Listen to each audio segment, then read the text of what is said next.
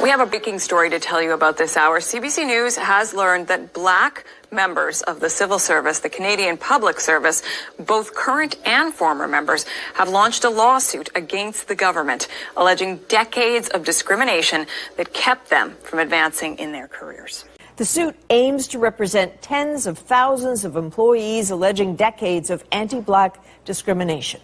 The class action lawsuit alleges systemic discrimination toward Black public employees, specifically that they faced discrimination in the hiring process and when up for promotions dating back to the 1970s. Make no mistake, this is a major development, a significant, a landmark case, $900 million, that has implications for organizations and institutions across the country.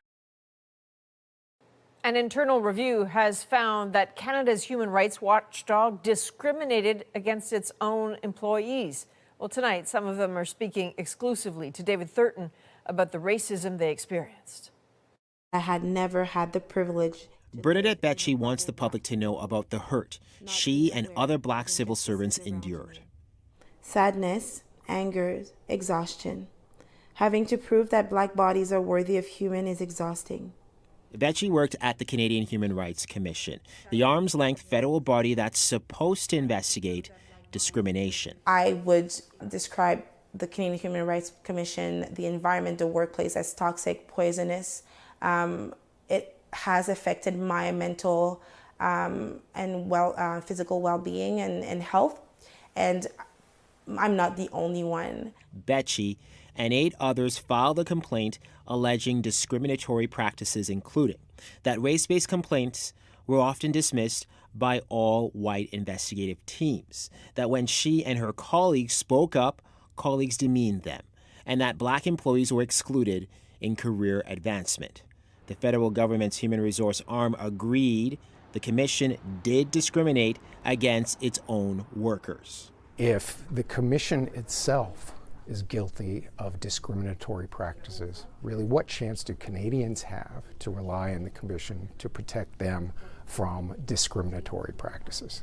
I don't recommend anyone that is Black, racialized, or again, from any religious minority group to file a complaint at the Canadian Human Rights Commission.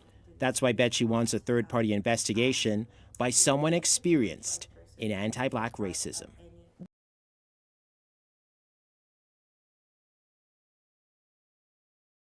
I will let the members of the committee who are participating in this meeting introduce themselves, starting with the Deputy Chair on my left.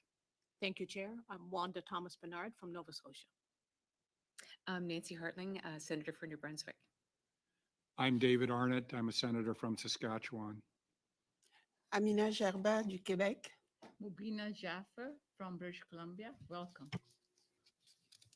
Today, our committee will continue its study of anti-Black racism, sexism, and systemic discrimination in the Canadian Human Rights Commission under its general order of reference.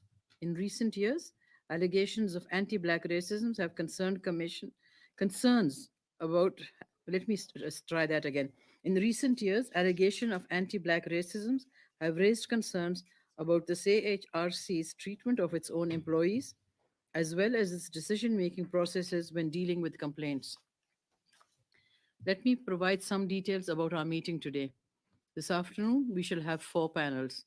In each panel, we shall hear from the witnesses, and then the senators will have a question and answer session. And now I shall introduce our first panel of witnesses. Our witnesses have been asked to make an opening statement of 5 minutes.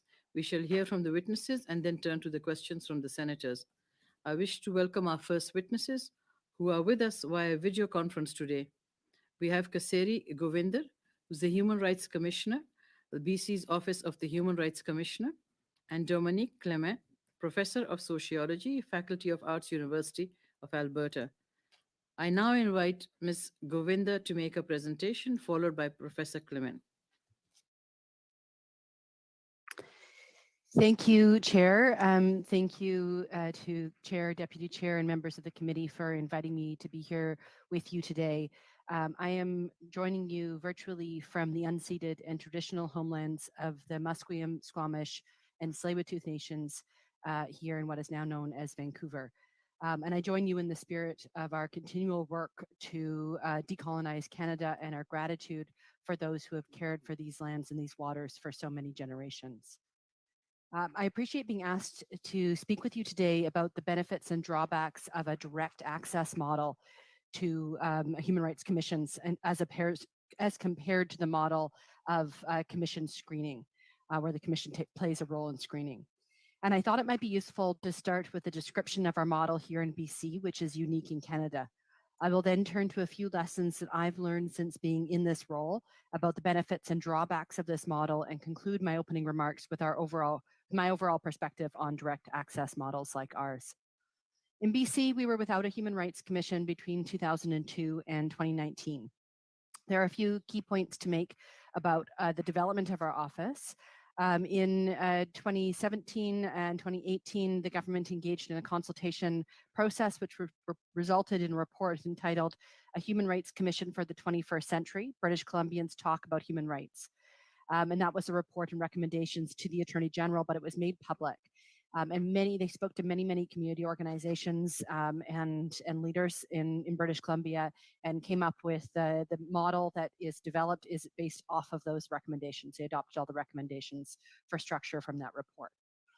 So one of the recommendations was that the office be established with the Human Rights Commissioner as an independent officer of the legislature, much like the Ombudsperson or the Auditor General. This makes my role the 9th officer of the legislature here in British Columbia. I was appointed in 2019, so we are still September 2019, so we're still very fresh, and my perspective belongs in that context of only having been around in this role for 3.5 years, but also having been responsible for building the role into something, building the sort of model that was on paper in the Human Rights Code into something meaningful that could take action on human rights. There are 3 unique features of this model here in BC. One is, and it's really the combination of these features, I should say, that makes us unique. So one is the independence from government, set up as an independent officer of the legislature. Northwest Territories has an officer of the legislature model too, but because their political system is very different, it's a bit of an apples and oranges type of comparison. We also have an entirely systemic model. So we do not have any interaction with the complaints process of the tribunal beyond potentially intervening in complaints at the tribunal. And we have some communication mechanisms with the tribunal, but we play no role in triaging complaints, no role in settlement or anything else like that. Don't represent people at the tribunal. There is only one other model in Canada that is similar, which is the Ontario model on that piece that doesn't have any interaction with the complaint process. The third piece that makes us unique is that we have the mandate under the legislation to promote compliance with international human rights law.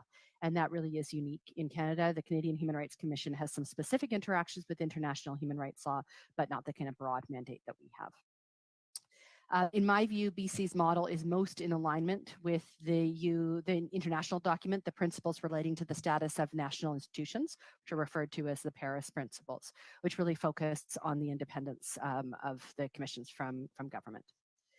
As you heard from Professor Baba in a previous hearing, removing the gatekeeper role for the commission does not solve delay to at the tribunal, in my view. But what it does is address is the efficacy of the commission itself.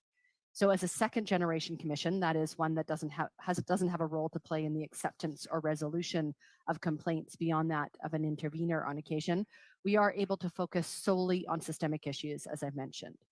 There's no competition for our resources between immediate conflict resolution and longer term systemic change.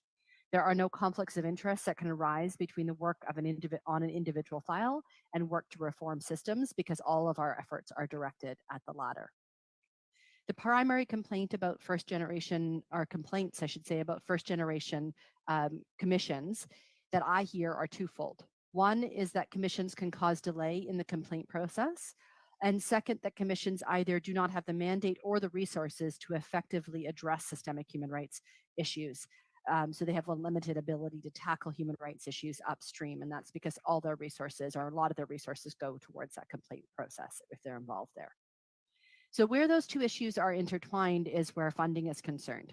Adequate funding will solve delay issues and to some extent the systemic concerns by building capacity within the commission. So I think that piece has very little to do with structural change. However, obstacles to systemic advocacy also lie in these structural questions, where the process is when the process is as intertwined as it is in the Canadian Human Rights Commission context, conflicts of interest can arise. If a commission is working on addressing an issue with a federal body in the context of a complaint against that body, so where they're involved in a complaint around a federal body, they may not be able to address that issue from any other angle, such as advocacy, community engagement, or public communications. And in my view, these are serious limitations on any human rights commission, but especially at the federal one, as it accesses Canada's national human rights institution as accredited by the Global Alliance of National Human Rights Institutions. So I don't think that a structural shift alone will solve any systemic racism that has been identified in the Commission, nor does it guarantee better outcomes in the complaint process. What it could do is to be a fresh start, one in which the mandate is renewed and the culture is rebuilt. It can also, very importantly, make much needed room for the Commission to take more leadership on changing the federal laws, policies, and practices where systemic inequality is embedded. So those are my comments by way of opening, and I very much look forward to your questions and the discussion to follow. Thank you. Thank you. I will now turn to Professor Clement to make his remarks. Thank you. It's an honor to be speaking with you today. So I'm here in my capacity as an academic in the social sciences who has spent almost 20 years studying human rights laws in Canada. In addition to having consulted and collaborated with several human rights commissions across the country, including the CHRC, I've studied several human rights institutions around the world. My area of expertise is mainly around how people experience the law, how the law and institutions are perceived by the public, and the broader social significance of human rights institutions. And I'd like to focus my comments today on three particular issues, the first of which will complement the preceding comment. So first, this proposal, which has been mentioned several times in these hearings as a possible solution, that the federal government should shift to a direct access model. While I am deeply sympathetic to frustrations expressed about the Commission's gatekeeper role, I would urge the committee to be cautious in considering such a proposal. Our research shows that the direct access model is rife with delays, that there's likely to be only a modest increase in the number of cases to reach a hearing, that there can be an increase in backlog cases, and that complainants are less likely to succeed in their cases under a direct access system. There is a reason why the commission model remains the norm across Canada. Now, to be sure, in this particular situation where there's evidence of systemic discrimination within the CHRC, it profoundly undermines its role as a gatekeeper. Yet people using the direct access system face extensive delays, much more likely to appear at a hearing without legal representation, and lack the resources and support to investigate a complaint, among other issues. If a tribunal model were to be recommended by the committee, as a La Forêt report recommended in 2000, it would be essential to have publicly funded legal assistance. Secondly, the committee might consider how the current crisis facing the CHRC impacts its reputation in Canada and abroad. In 20 years, I've yet to encounter an anti-discrimination legal regime that is superior to Canada's. We really are a global leader in human rights law. Most countries' human rights institutions date to the 1990s, whereas Canada's system dates to the 1960s, if not the 1940s. My colleagues in Europe, for example, often express envy at the way the Canadian system functions. Now, I say this in no way meaning to dismiss the need to address systemic discrimination within the CHRC. Far from it. Rather, I want to stress the symbolic significance of human rights institutions. Their power lies in public perception. The people take comfort from the existence of this legal regime, even if they don't engage with it themselves. The current crisis is a crisis of confidence in public perception, and addressing this issue must be part of the solution. Finally, in addition to the solutions suggested by previous speakers, the committee should consider a recommendation to strengthen the CHRC's education mandate. One of the most unfortunate trends among human rights institutions across the country since the 1990s has been a shift of resources away from education towards processing complaints. Yet these institutions were never designed to be primarily complaints-driven. A fundamental feature of the remit of every human rights institution in Canada is to create a culture of rights as a preventative strategy. Of the dozen or so government-sponsored investigations into provincial and federal human rights laws since 1983, the most recent being in 2017, each one has emphasized the essential feature of education.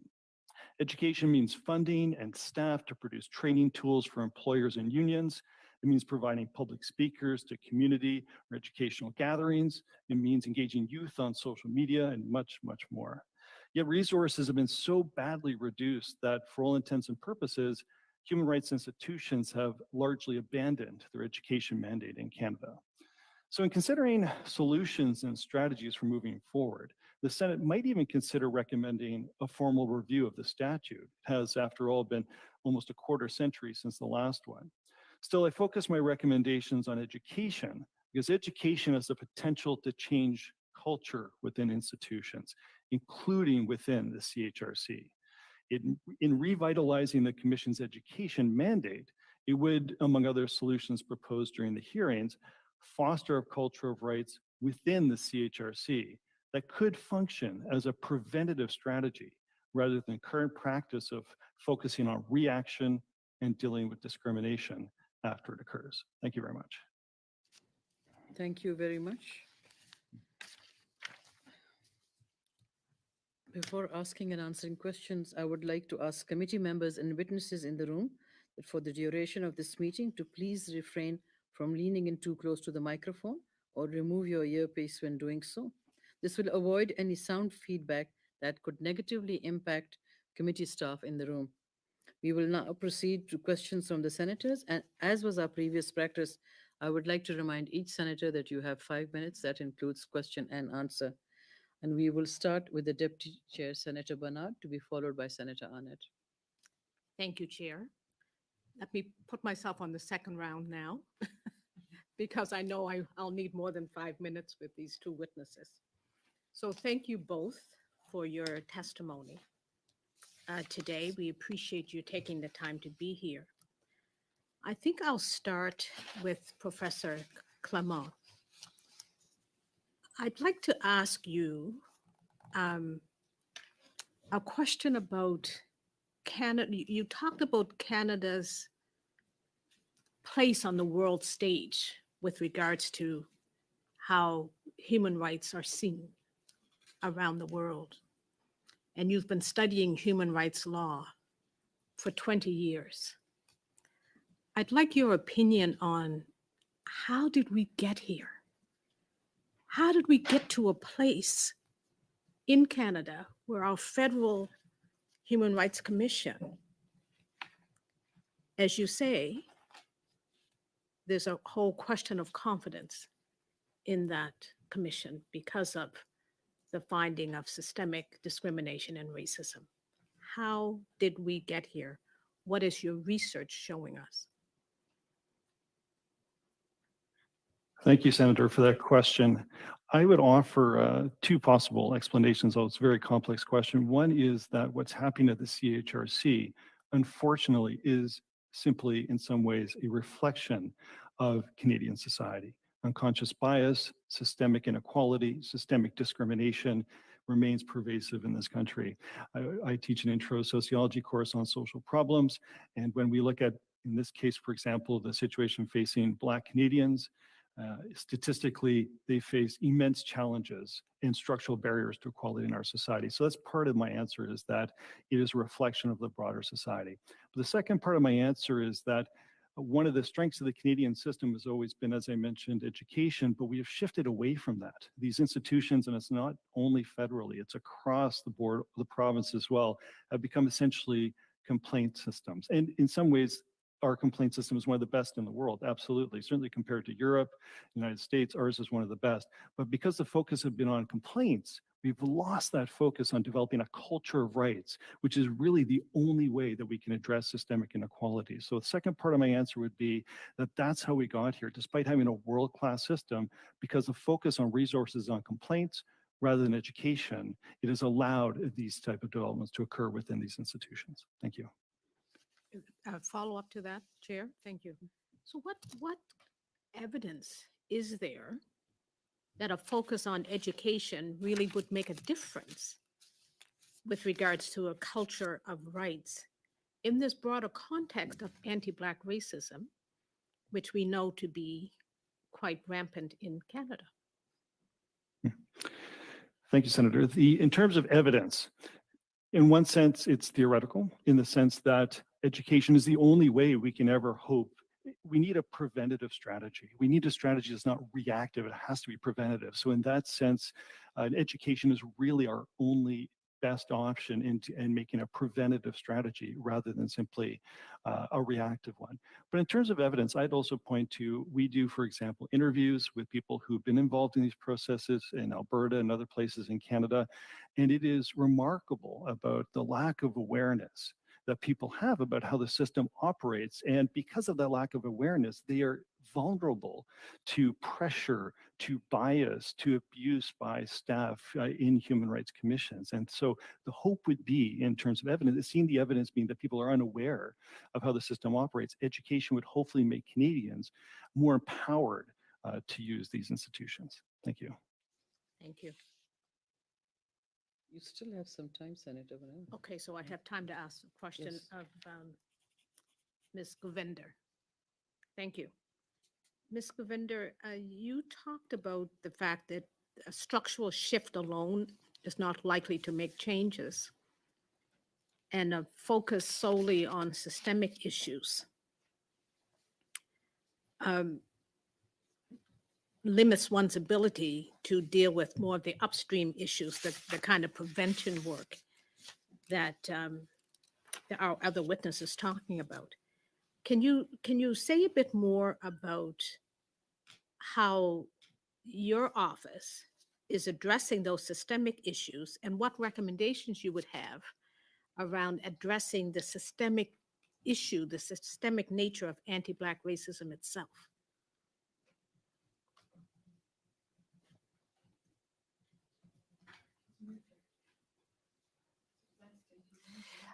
Sorry, I forgot.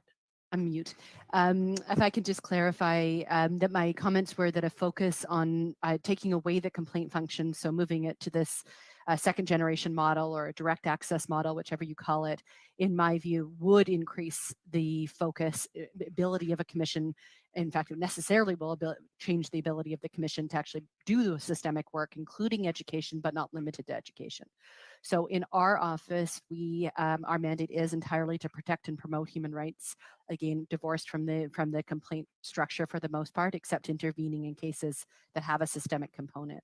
So we do work that is intervening in cases. I'll start there, just since I already mentioned it. So getting involved as a third party in ongoing litigation, either before the courts or the tribunal. We have the ability to launch public inquiries. So we just wrapped up a large public inquiry into the rise of hate during COVID and made recommendations to government for change. We have a mandate around education. So we run big public awareness campaigns as well as more targeted workshops, for example, to help people do that kind of understanding that you just heard from my panel member here, fellow panel member here, around the role of just one-to-one kind of education to helping people to understand what is human rights law, what are my obligations, what are my rights.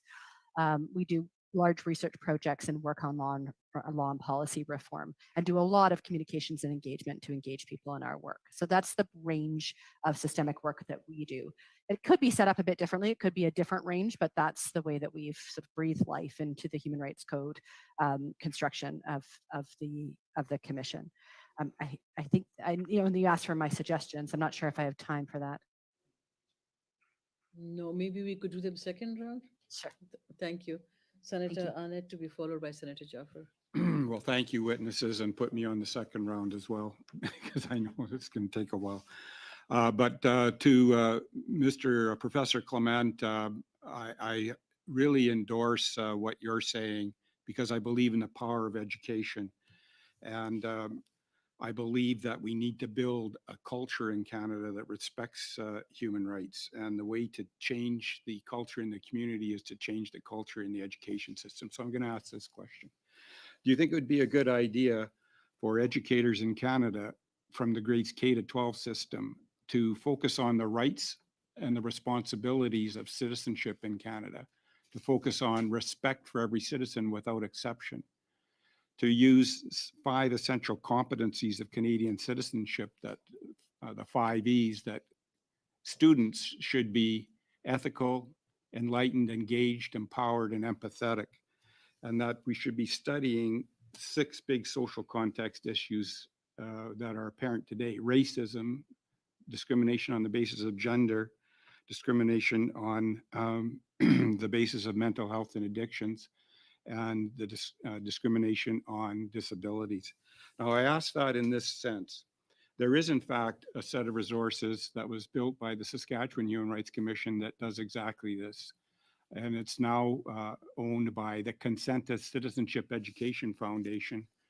And it intentionally and explicitly teaches Canadians the values of Canadian citizenship, particularly democracy.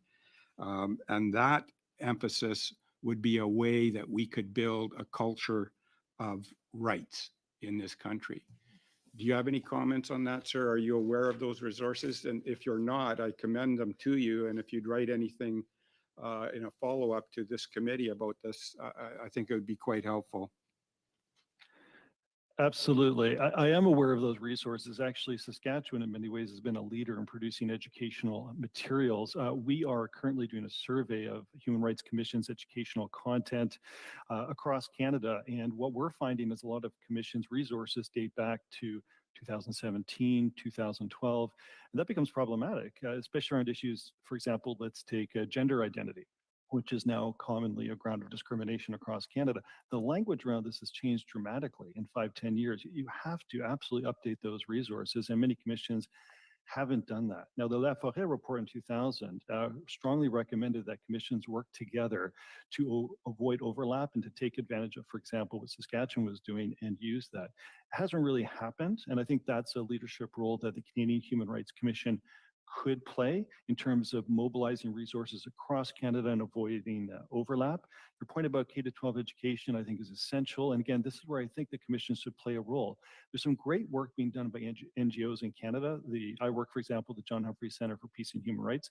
They're in the schools. They're with the kids. They're with the teachers and doing some fantastic work, but they are working on shoestring budgets, and they try to work with the commissions, but the commissions have very little resources for education. So I completely agree with what you've just said, and I do think more can be done in the leadership role for the CHRC. I will say quickly one last very quick point, just that to remember that human rights law in Canada is nonpartisan. Every political party has supported and advocated for human rights, so this should be an education issue, and it's a nonpartisan one that we can all embrace. Thank you.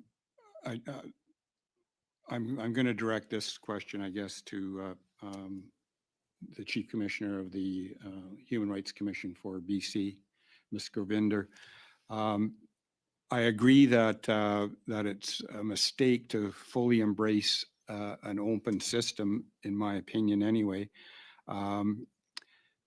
because we're making a number of assumptions. And currently, from the evidence that I can see, Ontario has a backlog of 9,000 cases. British Columbia in 2022 had a significant backlog. They were unable to meet the service standards expected of them. And the tribunal, this is the tribunal, not your commission, tribunal had on average a wait time of between 4.5 and 7 years before there's a hearing. I know in Alberta, about 3 years ago, there was a wait time of about 6 years before you could even get a mediation hearing. And I know in Manitoba that there's a backlog of some 400 cases, and it takes 2 years before an investigator is even assigned. So before people embrace a tribunal model, you're getting, in my opinion, access to delay, not access to justice. And the evidence is overwhelming about that. Do you agree with that? And here's a broad question for both witnesses. Do you think that this committee should really look at creating a study on the human rights regime in Canada, its strengths and its weaknesses? For instance, we don't have a universal human rights code in Canada. So in provinces, territories, that what is protected is not the same. And we need to have a robust examination, because the common denominator in issues facing all the human rights commissions in Canada, including this Canadian one, the federal one, chronic underfunding. They're completely underfunded and they can't do their work. And the evidence is overwhelming. We need to have, do you agree that this committee should consider studying an in-depth review of the human rights regime in this country? Well, if I can just start with the beginning, I would like to clarify that I am not against creating a direct access model. In fact, I think our model here in BC is working very well from a commission perspective. The delay has remained, and I think that is really due to a lack of funding, which is really separate from the structural problem, the issue of is it set up as a direct access model or not? It's are commissions and human rights institutions in this country properly supported? And I think the answer to that is no. And that's the root of massive delays, in my view. So I totally agree with those massive delays. I agree that it's a huge problem of access to justice. But I think it actually is distinct from the question of should it be direct access? It's often been confused. And I think the experience for us is that it makes no difference whether there's a commission involved or not. It's about properly funding the system to be able to meet those complaints. BC has announced a major influx of funding for the tribunal, so we'll see what happens there in terms of being able to address the delay, but that was very recent. I believe that was in March. Do you have any evidence that Black Canadians... Janet, can I put you on second round? This is a really direct question, very short. I'm asking this to Ms. Govinder. Is there any evidence that Black Canadian complaints about racism and discrimination have been treated in a more fair and equitable manner, a fair and equitable outcome in British Columbia using this direct access model of the tribunal? I don't think the data would be, I don't have that at my fingertips, but I also don't think it'd be very helpful for this reason, which is that the model was created, so for 17 years, we had only a tribunal. We were the only jurisdiction in the country without a commission. We had no body that was doing that triage access to justice model except a nonprofit was doing support for folks. But no public body that was charged with doing that support that a commission plays in this more traditional first generation model, nor did we have a public body that was looking at systemic change. So we've only had the last 3.5 years to go by, so not enough time yet to see how that change will play out. But in my view, there is, again, the experience of starting this organization and running it, is that there's a huge number of issues on our plate, and a lot of efficacy in having that separated from the complaint process, because we're able to have the resources to address it and also to ensure that we're not conflicted out of working on systemic issues, which is the message I often get from my colleagues across the country. I didn't get an answer to my second question from either of the two witnesses. So I want Can we put it on a second round? I want that done before the end of this study, before the end of this panel. Thank you. Before I turn to Senator Jaffer, I want to acknowledge that Senator Kim Pate has joined us. Welcome, Senator Pate. Thank you very much. You represent the province of Ontario, just for anyone watching wondering. So we have Senator Jaffer, followed by Senator Gerber. Thank you very much, Chair, and thank you very much for both of you being here. And to have Ms. Govinder, the Commissioner from BC, is a real pleasure. Her mom and I worked together for many years, so and I know of your work in BC, so it's an absolute pleasure to have you here. And I'm really glad that you are here, because I'm really struggling with and up to now, I believe we've been skirting on this. The real reason that this study is being done is because of racism, and mainly racism at the Human Rights Commission, Canadian Human Rights Commission. And we've had employees speak about this, and people who work in the commission are speaking about it. How they are being treated, then leave alone what happens to people who come in front of the commission. And I want to ask you, Ms. Govinder, does the Human Rights Commission, Canadian Human Rights Commission, have to start again? Completely changed? Because if someone that's working in the commission is saying that I'm being treated unfairly, how can somebody else who has a complaint, who's a Black person, go to the commission? Yeah, and I think there's two questions embedded in there. One is, does we need a complete change in order to create change in the commission? And the other is, do we need a complete change so that Canadians will see that there is a new commission that they can trust? And it goes to Professor Clement's comment around credibility of the commission, I think. So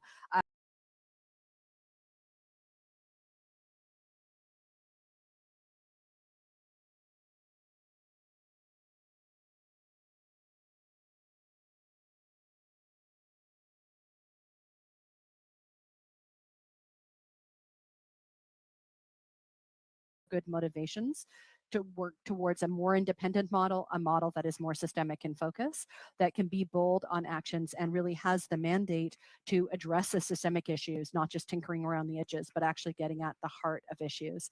And that's that kind of commission, I can say from our experience, is held to a very high standard by our staff and our communities and the public for very good reason. They see us as, you need to be leading the way, and they're holding us to that high standard, and we get a lot of feedback, both good and bad, to help move us to a better place. So that would be my experience on that question. And I think the credibility piece is key. I think it is really important to show Canadians that real action's being taken, and that Black people in Canada, but also other racialized people, can see this as a real avenue for change. So I think that kind of change would be useful in that way as well. When my colleague Senator Arnott talks, and Mr. Professor Clement also talked about delays, but delays are in everything in the court system. So it's not just the Human Rights Commission or the direct access. Delays exist everywhere because of resources issues. So this is not in particular to do with the commission, but that's just to answer what my colleague was saying. Not that I'm supposed to answer here, but I just think the delays is something that is sort of inbred in all our processes. But my other question to you is, you started with, and I probably don't remember the sentence completely, about decolonization. And the thing that for the last few weeks we've been hearing is, well, that exists in society. And I think Professor Clement also spoke about this. That exists in society. And so, but I thought you go to the Human Rights Commission to get redress. So I'm really confused that by saying it exists in society, that's why it exists in the commission. I can't accept that. Can you comment on that? I think that the independence that we have as a commission has helped us be able to name really clearly that one of our goals, one of the 5 strategic priorities during my term, is decolonization work. And that's allowed us to be very bold in what we see as that. I'm not going to hold us out to be some perfect standard, because I think that would be wrong. We're not.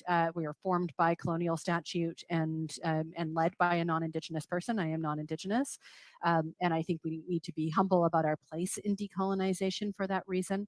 But I also think that the independence allows us to be entirely separate from how government may define decolonization, and to walk that path necessarily with government, to be bolder in how we do that. And also, I can speak as a new commission, newly set up, is that we needed to imagine what we could be in the world. That's part of setting up a new organization, is to imagine, create that vision.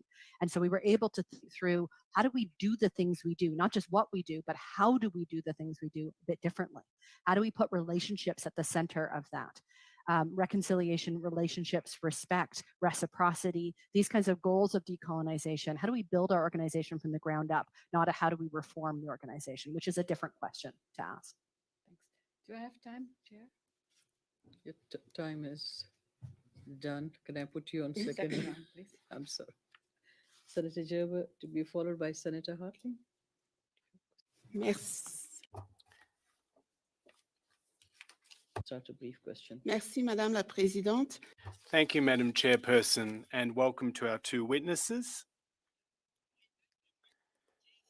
Both witnesses are telling us how difficult this situation is, and we need to be very careful about adopting a direct system. And I know that a number of witnesses that have appeared before this committee are divided on the issue of a direct access model.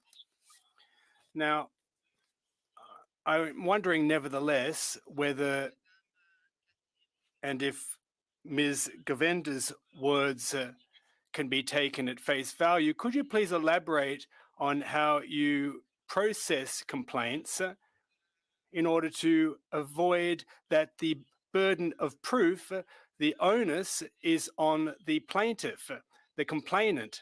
One of the issues that seems to be causing the delays is not only the fact that these complaints are dismissed, but when they are processed, they aren't processed fairly.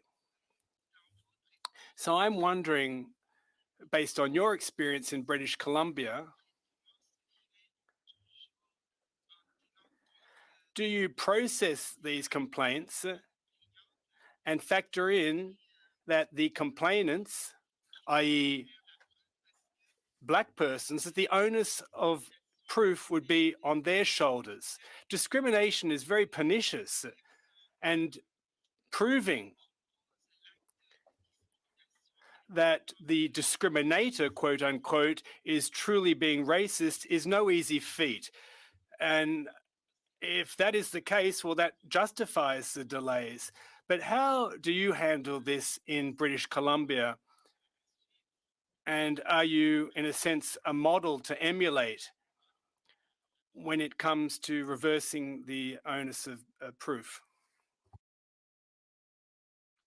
Thank you for the question.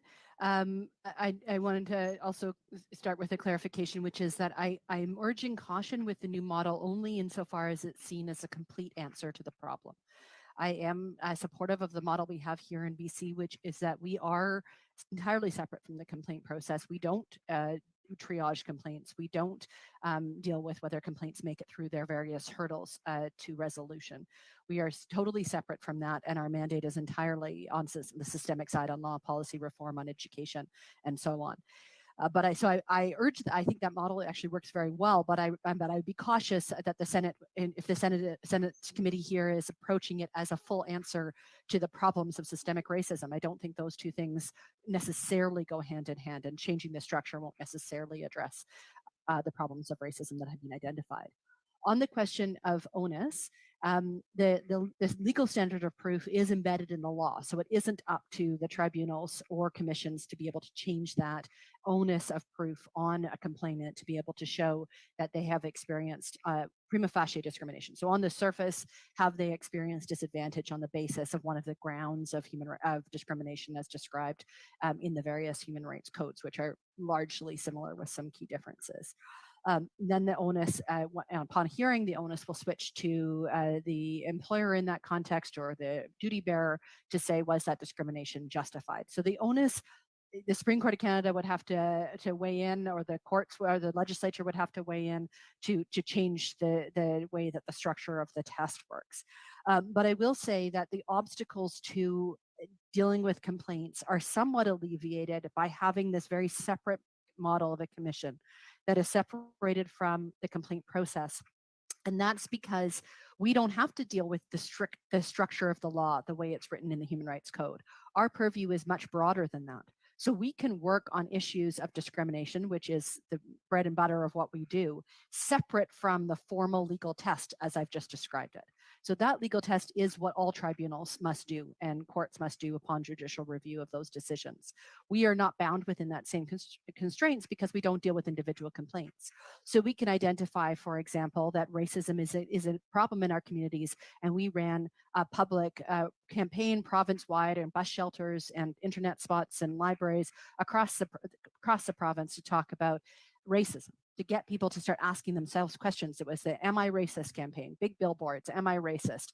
And then we asked some additional questions to help people start to be self-reflective. That's just one example of the kind of racism work, anti-racism work that we've done. And also done a large study into systemic racism in policing, for example. And so we've been able to do that entirely separate from an onus on an individual that needs to prove something. And that's why I'm suggesting the model we have here is so useful to address human rights in the province, because we are empowered to do that work. Senator Pate, did you have a question, or you? Okay. I will just ask a brief question of Professor Clement. You talk about education through the culture, change the culture at an institution. You've shifted away from education. But these are the people that, I mean, they're in a certain position. One hopes that because they have an ability to understand, you know, why it's wrong to be racist and why people will come to them to lodge a complaint. So what kind of education are you suggesting for them? Because one would presume they will already have that education. And I mean, anyone, I think even a elementary school child will know that racism is wrong. So here are people who are supposed to be protecting, you know, marginalized communities. Thank you, Senator. The challenge here is that often we're talking about perhaps unconscious bias, the attitudes or beliefs that people have lived with their entire lives. The awareness, appreciation, or you talk about young children knowing about these issues, how can people professionally train not?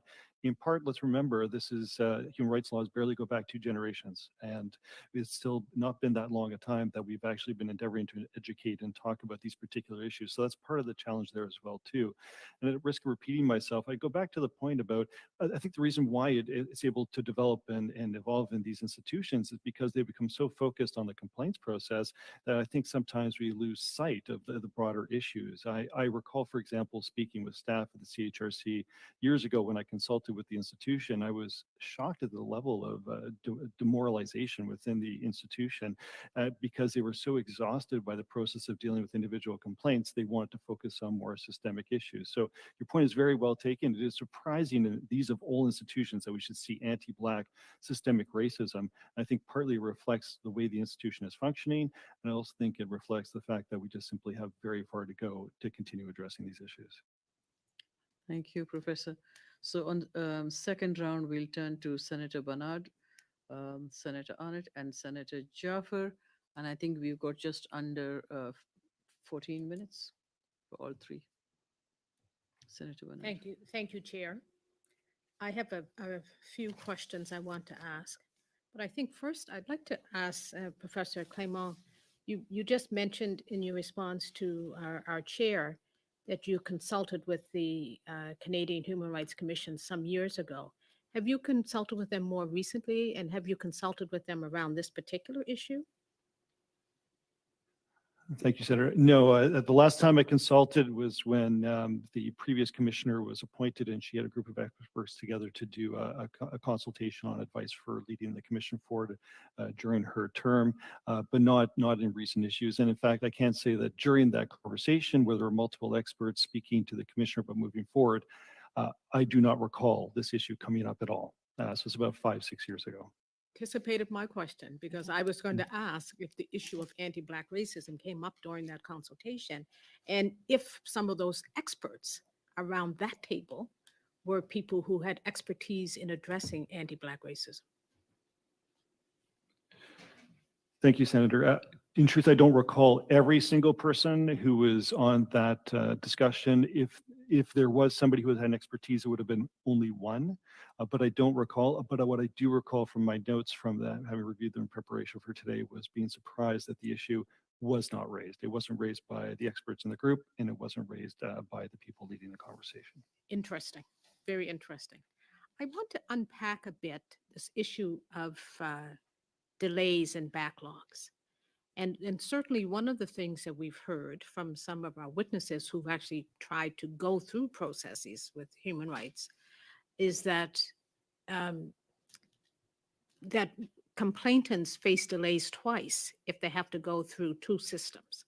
So if you're going through the commission and then you're going through a tribunal, you're actually going through the processes twice. Is that a duplication of services in a sense? But also, if a complainant is going through those processes twice, how much of a burden is that for the person, especially those who are not in a position to afford legal counsel and are going through these systems on their own? Yeah, thank you, Senator. One of the things that's so disturbing about the statistics that Senator Arnott mentioned was that Canada uses administrative tribunals rather than the United States, for example, where courts are more common. The point it was to make them more accessible. But the point was to reduce delays. And so it's a disturbing irony that with a system designed to be more accessible and faster, that we have delays that we associate with the criminal justice and system, which should not be the case with administrative tribunals. And quickly, they are facing a burden twice. When talking about the tribunal system, I think it's worth remembering that the vast majority of cases are settled through mediation and settlement, not through hearings. Less than 10% in most jurisdictions, less than 10% of cases go to a hearing. And we've interviewed and talked to many people who feel bullied, intimidated, and forced at the mediation stage. And in some jurisdictions like BC, they do it twice. They do mediation with the commission and potentially do mediation with the tribunal as well too. So it is duplication. And at that informal stage, we see concerning trends that can discourage people from either continuing a complaint or from settling in something they don't, with a settlement they do not want. Can I just, oh, sorry.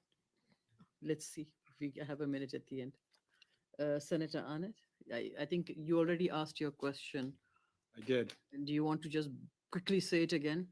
Do you think that, that this study that we've embarked on has exposed a large issue here, and that is that we need to do, I'd say, a robust review of the human rights mechanisms in this country, based on chronic underfunding, non-universal protected rights in this country, the delays that were unbelievably exceptional and outrageous, actually, and that we should be looking at that as a separate study based on what we've heard here and not take away from what our work is. So that's my question. We need to have a review of this whole system.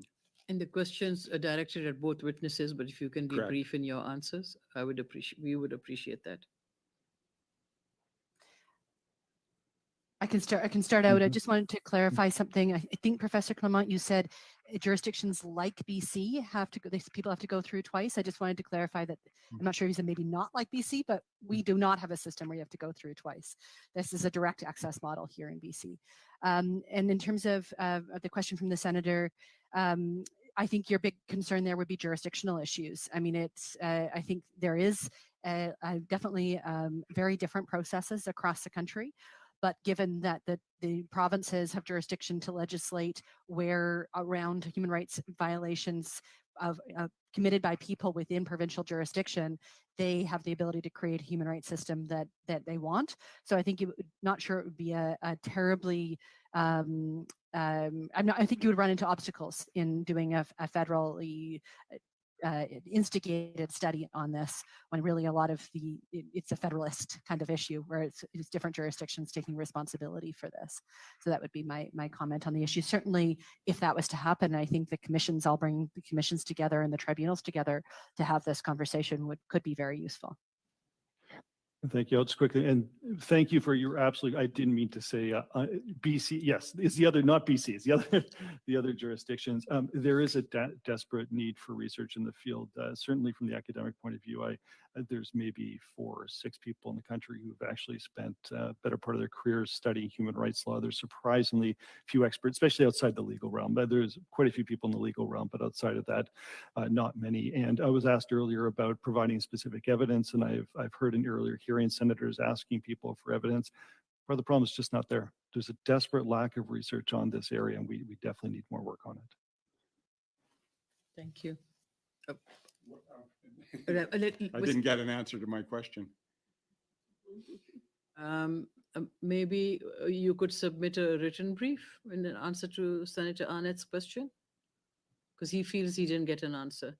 And we have a time crunch, and we have Senator Jaffer. And let's see if we have a couple of minutes afterwards.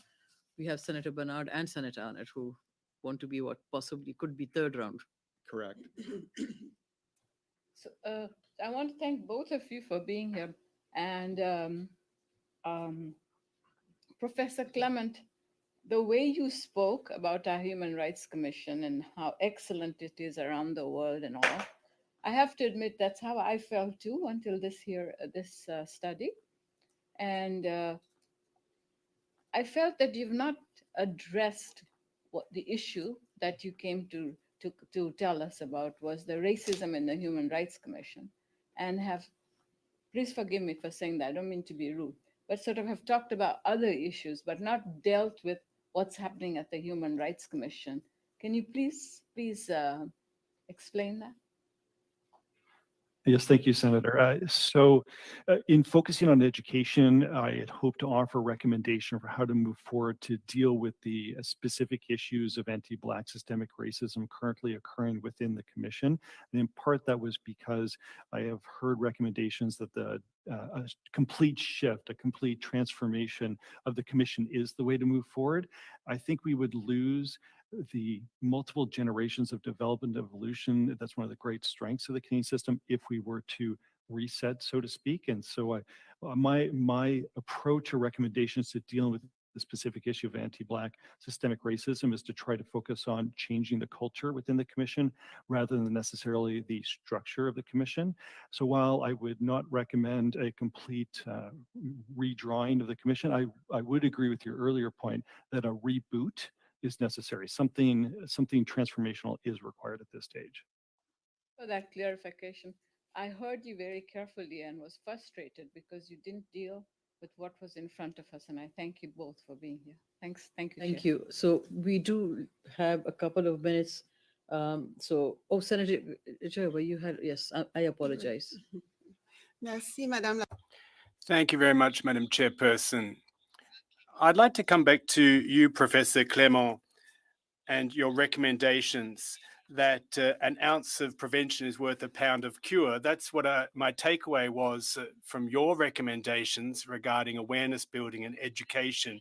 You said that we deal with discrimination after it has occurred. So how do we ensure that the federal system will once again adopt a prevention and education approach? Do we need an overhaul of the statute? Thank you, Senator. Potentially an overhaul of the statute, but approaching this less as a legal expert and more as a sociologist who studies how the law operates in practice, where the real change has to be is in the way in which the resources are allocated and the priorities are determined by the Commission. I'll offer one example. About 30, 40 years ago, if you looked at budgets for human rights commissions, they would have had an explicit line for education. This is the amount of money we spend on education. This is our focus. Now, none of them do. There's not a single commission in Canada, including the federal one, that is a specific line item directed for education. And most of them, the funding is almost entirely towards staff.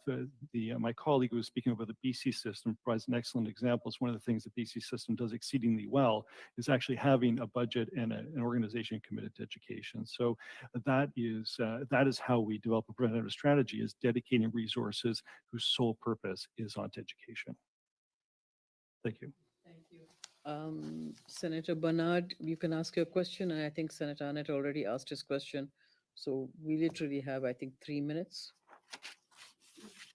In the 3 minutes, Professor Clement, I wonder if I could pick up on a comment you made in response to another question of one of my colleagues.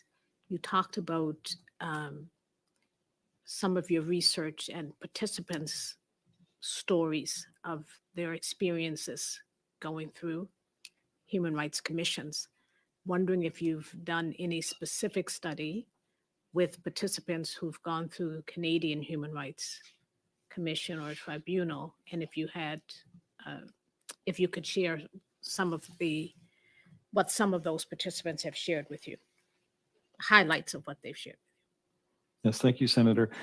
So I can tell you there's very, very little research across Canada, but some of the best work being done is in Alberta right now with the John Humphrey Centre for Peace and Human Rights, who with us and others have done interviews with staff at human rights commissions, with experts and people who have gone through the process.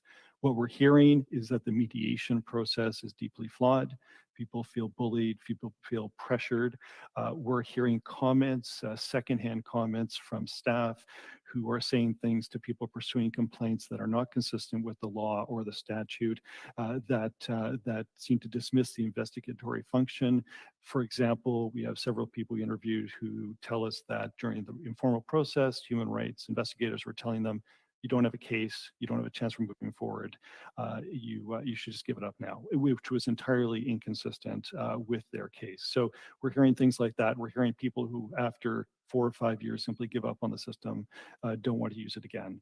So part of it is what they're hearing from the people who work in the commissions. Part of it is with the system itself and a lack of awareness on it. But I'll just wrap up by saying that in general, the theme we're hearing from people is that the human rights system should be inspiring. It should encourage Canadians to feel like their concerns have been redressed. That is not what we're hearing from people who use the system. Thank you. So are these qualitative studies or quantitative? They're qualitative studies. The quantitative studies we've done have looked at resolution rates, times to completion, budgets, and things like that. And there is a lot to be said from that quantitative, but no, these are qualitative interviews with groups and individuals. So in those qualitative studies, have people of African descent talked about anti-Black racism in their experiences with the commissions? Yes, Senator. One of the curious things about the recent work, and I wouldn't infer too much from it, it's just statistically the way it turned out, was the vast majority of our interviewees who agreed to speak with us were involved in race-based complaints, even though the vast majority of complaints involve mental or physical disability. There's a disproportionately high level of people who want to speak about race-based complaints. I don't want to infer too much from that, but it may say something to the way people are feeling passionate in terms of their concerns, the way these cases are being handled. Thank you. Feeling passionate or not feeling experienced. Thank you, Senator Bernard. We're out of time.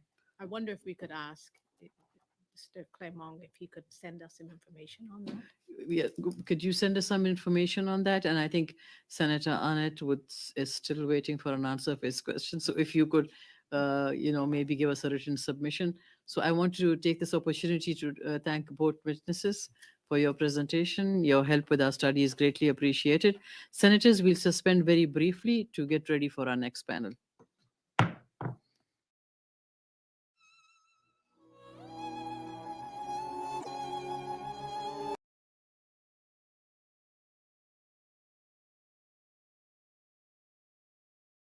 At work. Let me stop you and say it's difficult for you to hear it.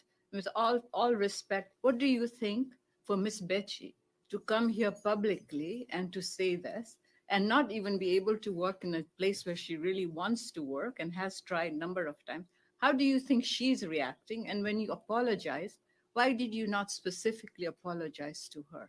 And I don't want you to go behind, oh, it's legal, it's this. She's sitting here, you're apologizing. Why are you not apologizing to her directly? I want to be very clear. I was deeply moved by Ms. Betsy's testimony today. The kinds of experiences that she is describing are not experiences that I can pretend to understand. I do not live in her skin, but to hear her as a new mom myself about these experiences in the workplace of a lifetime of intergenerational trauma, of having had the kinds of negative experiences she has described in our workplace. I'm dismayed to hear it. I'm heartbroken to hear it. It is absolutely, categorically unacceptable. And I want to be very clear.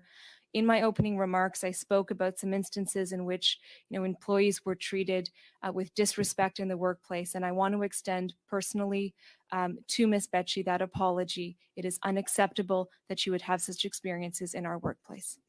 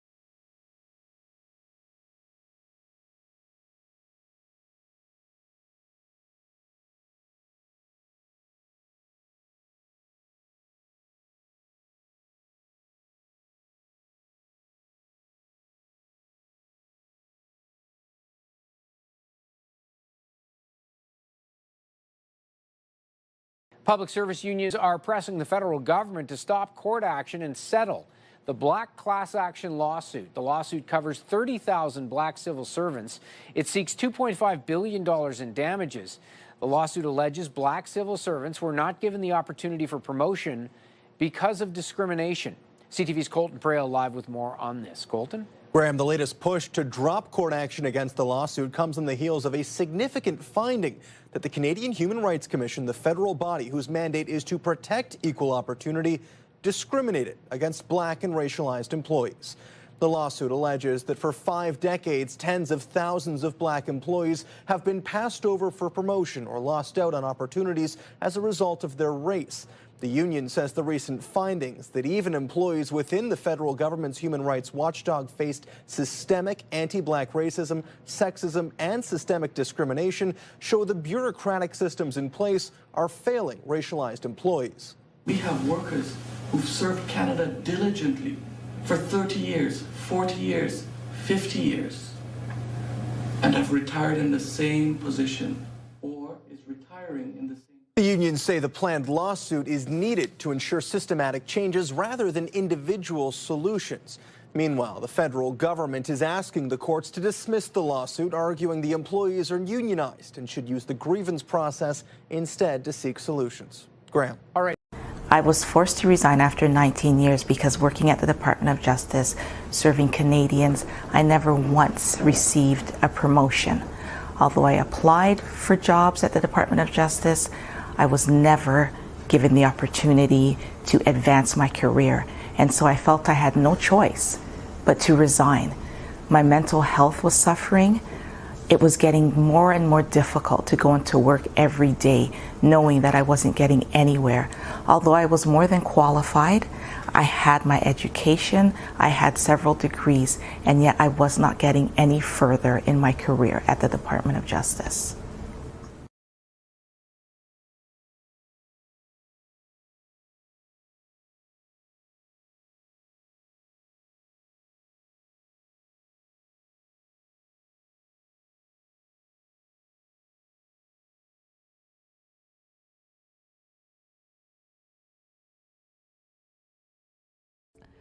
Hi, my name is Selena Caesar Chavan. I am a consultant and advisor. I was a former member of parliament for the town of Whitby, former parliamentary secretary to the Prime Minister, and parliamentary secretary to international development.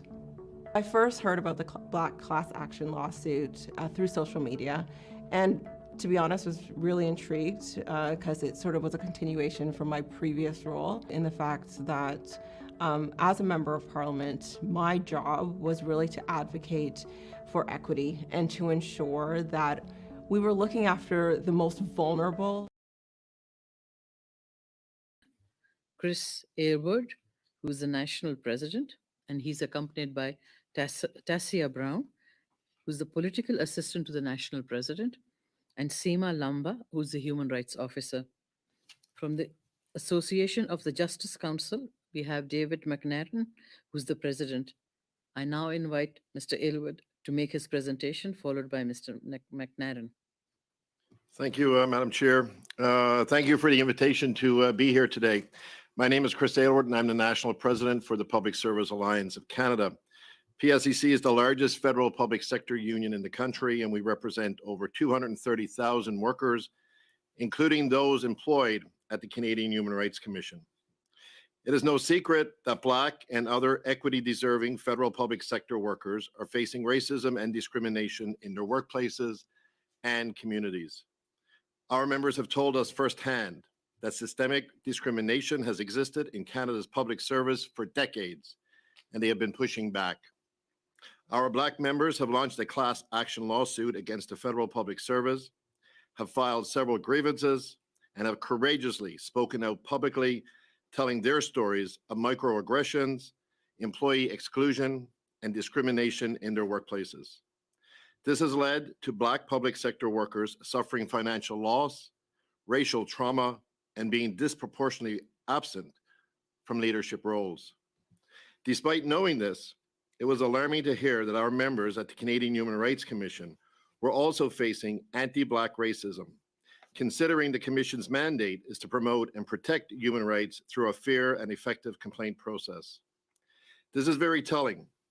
Systemic discrimination runs so deep in Canada's public service that it can be found in the very branch of the government responsible for fighting it. In 2020, we filed a policy grievance on behalf of these members, along with two other bargaining agents, the Association of Justice Counsel, who are here today as well, and the Canadian Association of the Professional Employees, or CAPE, and I understand that they are making a written submission to the Commission as well.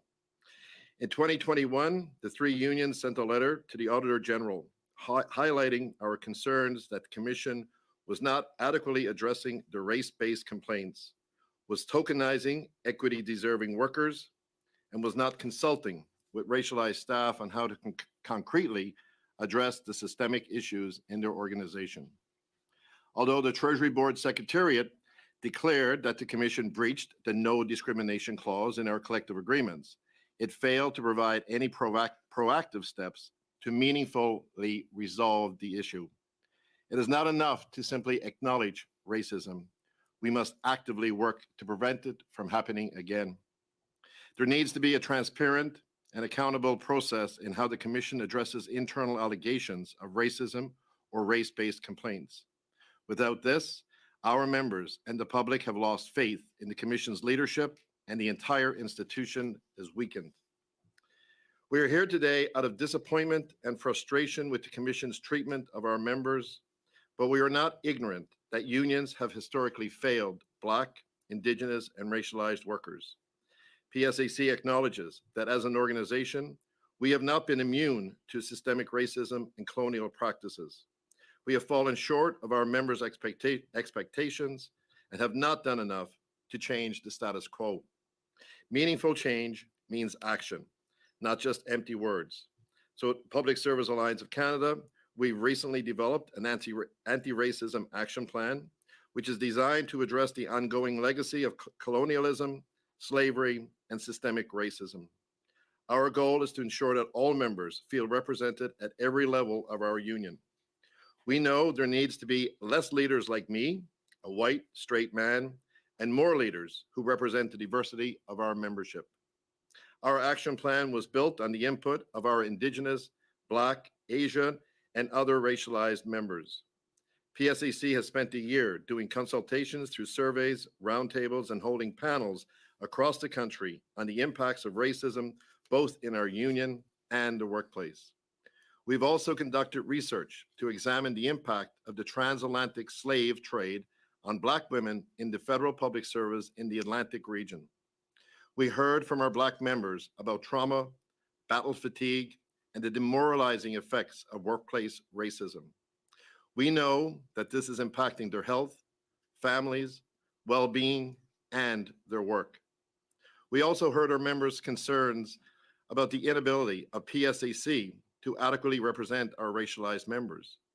We are developing a trauma-informed comprehensive workshop on advocacy and representation to equip union representatives on how to best advocate for members experiencing racism and discrimination.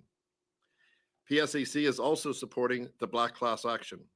Our union makes up the largest portion of the lawsuit plaintiffs. Over 1,100 of the nearly 1,500 plaintiffs are PSAC members, and over 70% identify as Black women. We thank these members for coming forward, and we will continue to provide both financial and staff and resource support to ensure our members are made whole through this legal action. I'm sharing the work that we are doing not to pat ourselves on the back, but to give examples of some of the work that all organizations in Canada should be doing to right historical wrongs. As a union, we understand we cannot ask the government, the commission, or any other employer to do the work that we are not doing or prepared to do ourselves. While listening to the lived experiences of our Black public service members, we heard the same issues being raised over and over again during our consultations. One, a chronic lack of career advancement opportunities, including training and development opportunities in their workplaces. Two, a distrust in the employer's ability to recognize and address systemic racism experienced in the workplace. 3, fear of retaliation when bringing up issues of anti-Black racism, such as being labeled an angry Black woman and being subjected to demeaning and humiliating behavior. 4, the devastating harm discrimination and racial trauma has on both the physical and mental health of Black workers. Based on what we have heard from our members, these are the concrete actions we believe need to be taken to address systemic issues of discrimination and anti-Black racism at the Commission. The Commission's leadership and senior management needs to be held accountable for its actions or lack thereof. Without new leadership, the credibility and trust in the Commission will continue to be lost. The Commission needs an audit to ensure it is representative of Black employees at all levels, from intake to investigators to senior management and commissioners. And they need to have equitable access to career and development opportunities and staffing processes. There needs to be dedicated, culturally appropriate Black mental health supports in place for Black public service workers who have experienced anti-Black racism. The human rights complaint process must be overhauled to become accessible, timely, and effective. Complaints must be examined with a critical race theory lens by staff with expertise in anti-Black racism. The Canadian Human Rights Act and other employment-related legislation needs to be amended to remove barriers in filing race-based and employment equity complaints.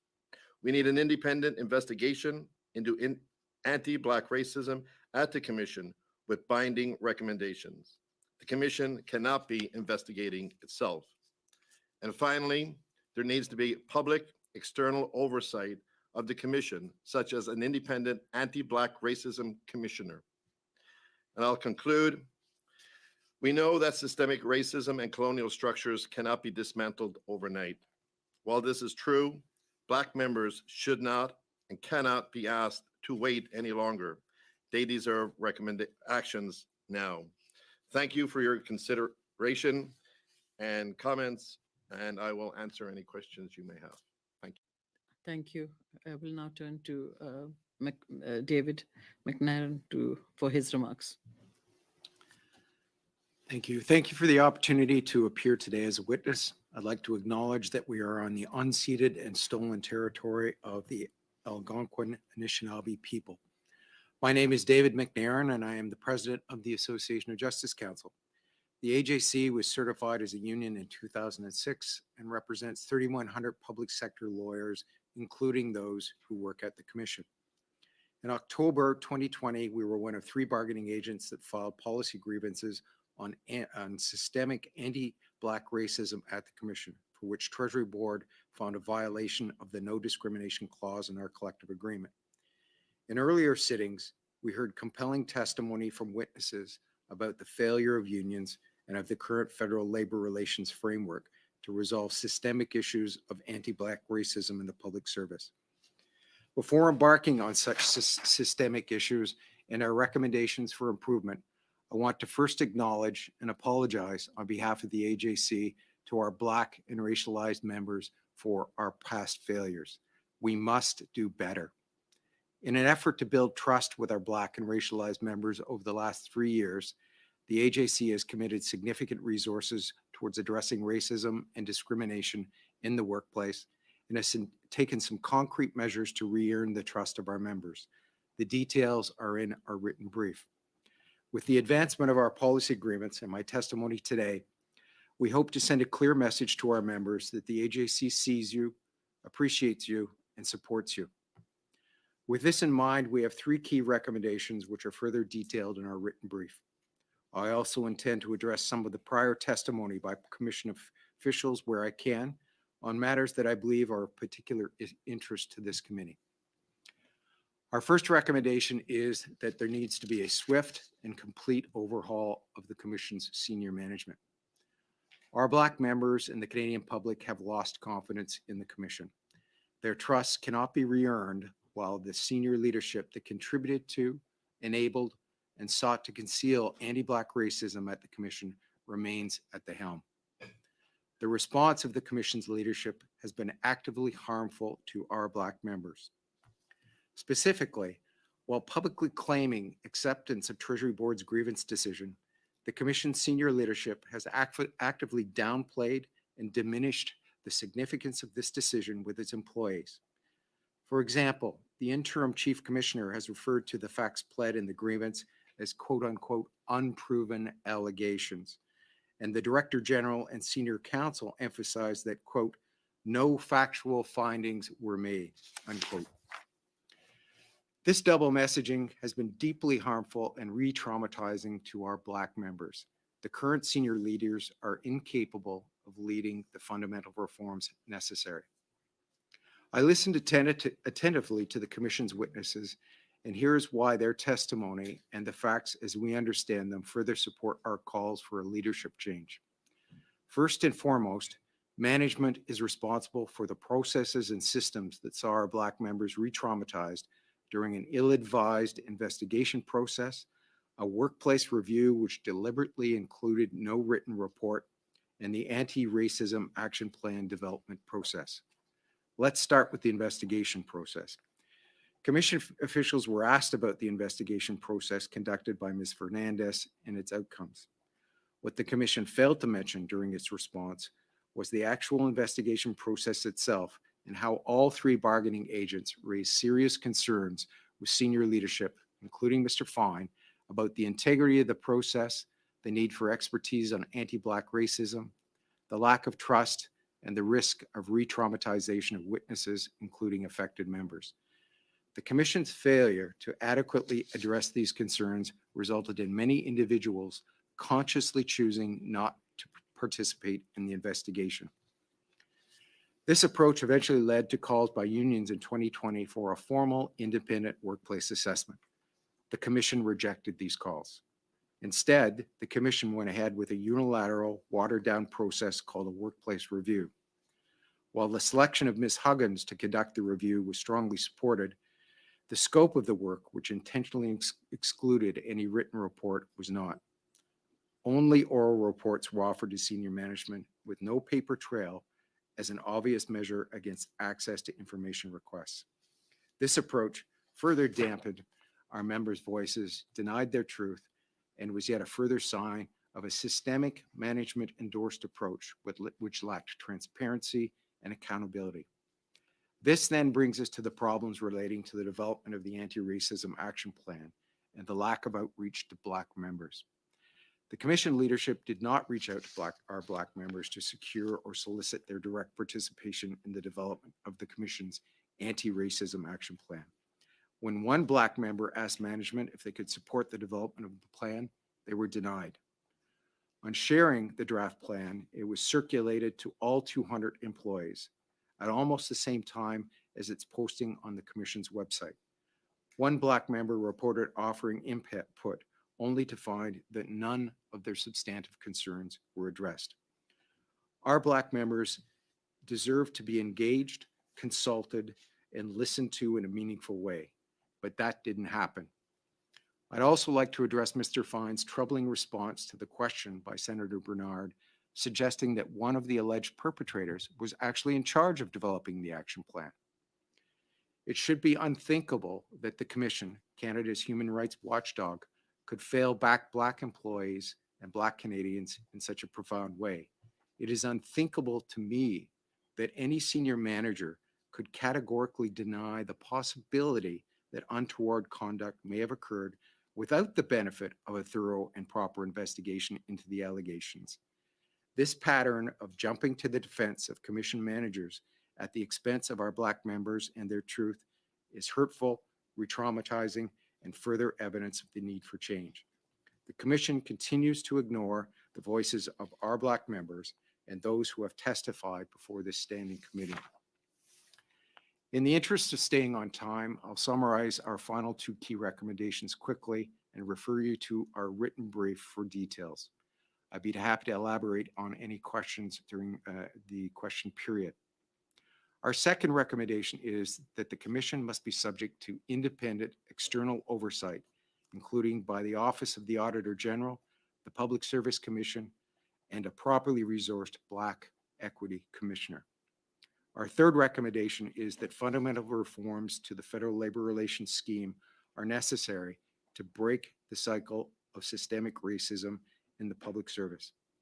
In closing, I would like to take this opportunity to formally recognize the strength, courage, and leadership of the 9 Commission employees and other witnesses who assumed a great deal of risk in coming forward, as well as the exceptional work of Patricia Harewood, formerly of the PSAC, who helped lead the 3 bargaining agents in obtaining the important grievance decision that brought us here today.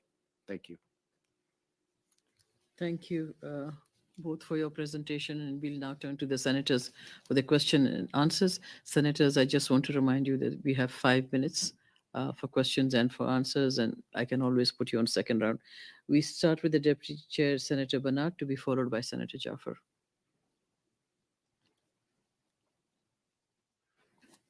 Be totally honest, I'm still processing your testimony. It's a little overwhelming to hear you speak such profound truth on behalf of so many Black Canadians who have put their trust in these systems. So I thank you. I thank you.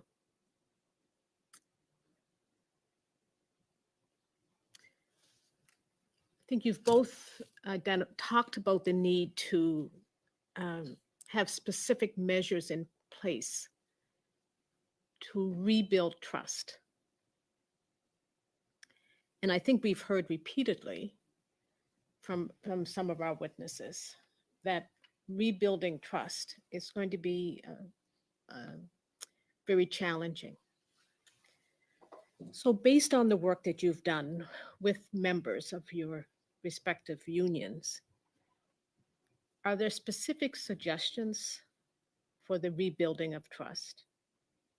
And not just the rebuilding of trust specifically with the Canadian Human Rights Commission, but also with all of the unions, because we've heard from people as well that the anti-Black racism that we're talking about is not just an issue with the Human Rights Commission, but it cuts across all federal departments.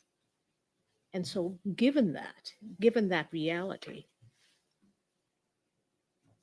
what's a path forward to rebuilding trust? Thank you, Senator, for the question. Certainly, it has to start at the top.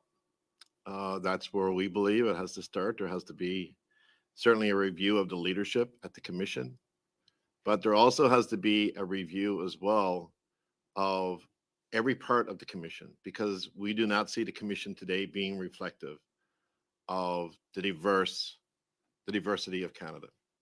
When you look at even the commissioner level, it is simply not representative of Black people in Canada. And I think that's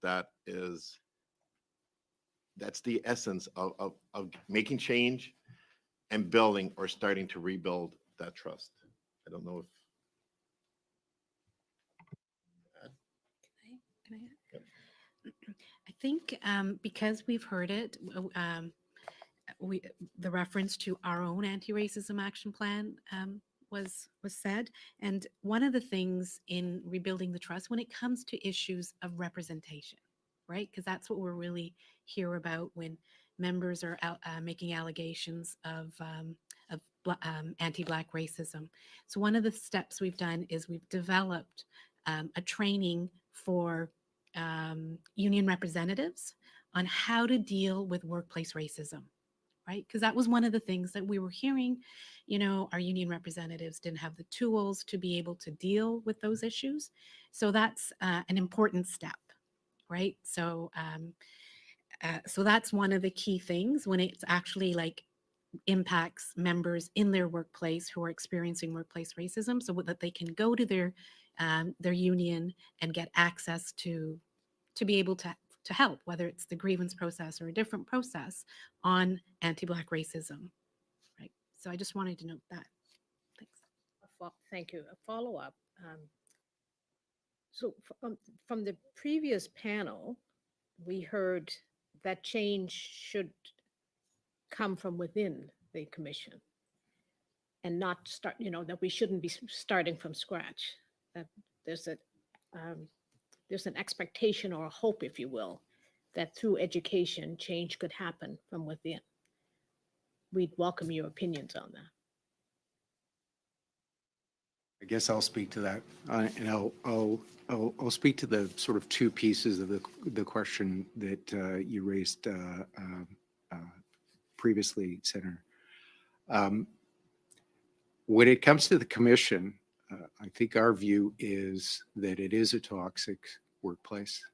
Our view is, and I take no pleasure in saying this, our view is that if you're going to change the culture, you have to change the people at the top. That seems to be trite, but there's truth in that. If you're going to change the culture, you have to change the people. We've suggested a number of recommendations. I referred to 2 or 3 key ones from our perspective. Independent external oversight. The commission can't be its own watchdog. They wouldn't allow that of anybody else. They can't be allowed to do that themselves. So they can't be their own watchdog. There's got to be that independent external review to hold them to account for change. And change to the federal labor relations system as well. We've detailed a lot of that in our brief on changes that can be made to allow unions to provide them with some tools to hold the federal public service accountable for racism and systemic discrimination. There need to be some changes there as well. In terms of what unions can do, I can only speak to my own union.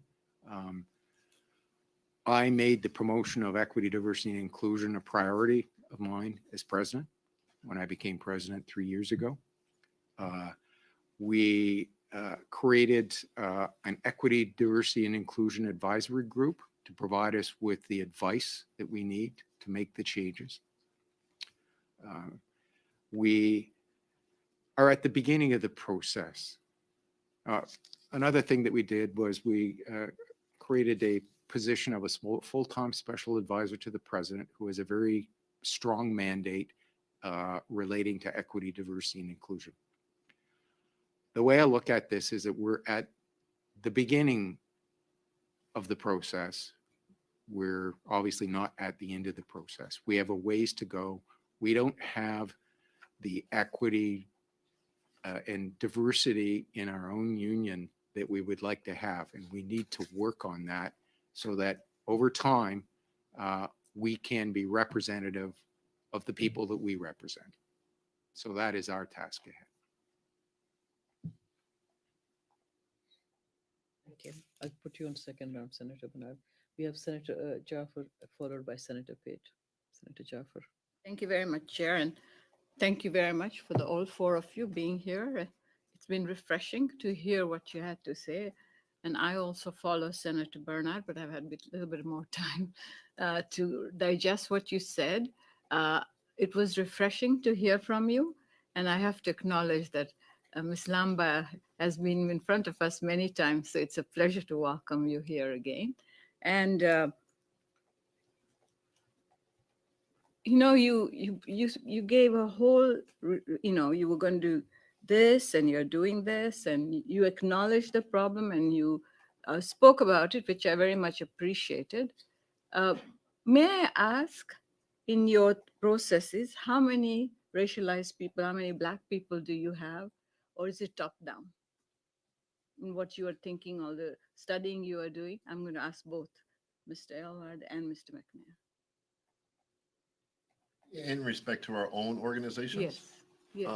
I think we both recognized that we need more changes, even within our own organizations, to be more reflective of our respective memberships that, a lot of unions are struggling with. But certainly that's something that PSEC has recognized, that we need more of a diverse leadership within our union, within our own union. What's holding you up? Nothing.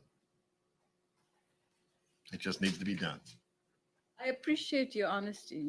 When I was a young lawyer, it's 100 years ago now, I used to get this thing, well, there just aren't enough. There just aren't enough for us to pick up.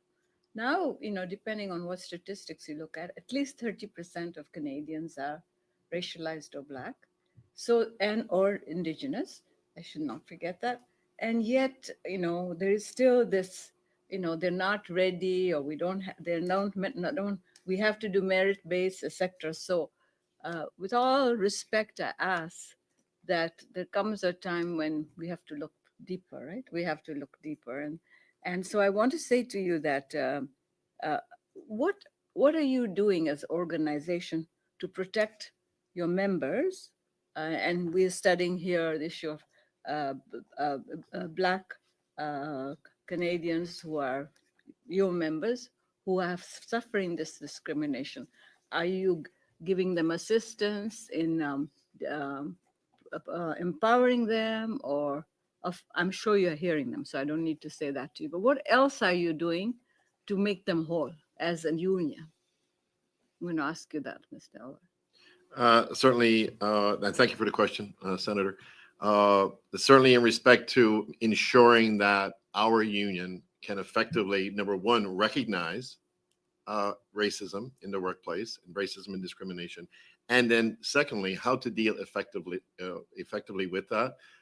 We just started an advocacy program to make sure that our representatives in the workplace on the shop floor have the tools and the resources to, as I said, number one, to be able to identify racism and discrimination in the workplace, and then number two, have the tools, resources to make sure that they can properly and adequately and effectively represent the members in the workplace. And that's something that, our union simply hasn't done. So what's the deadline to get that done?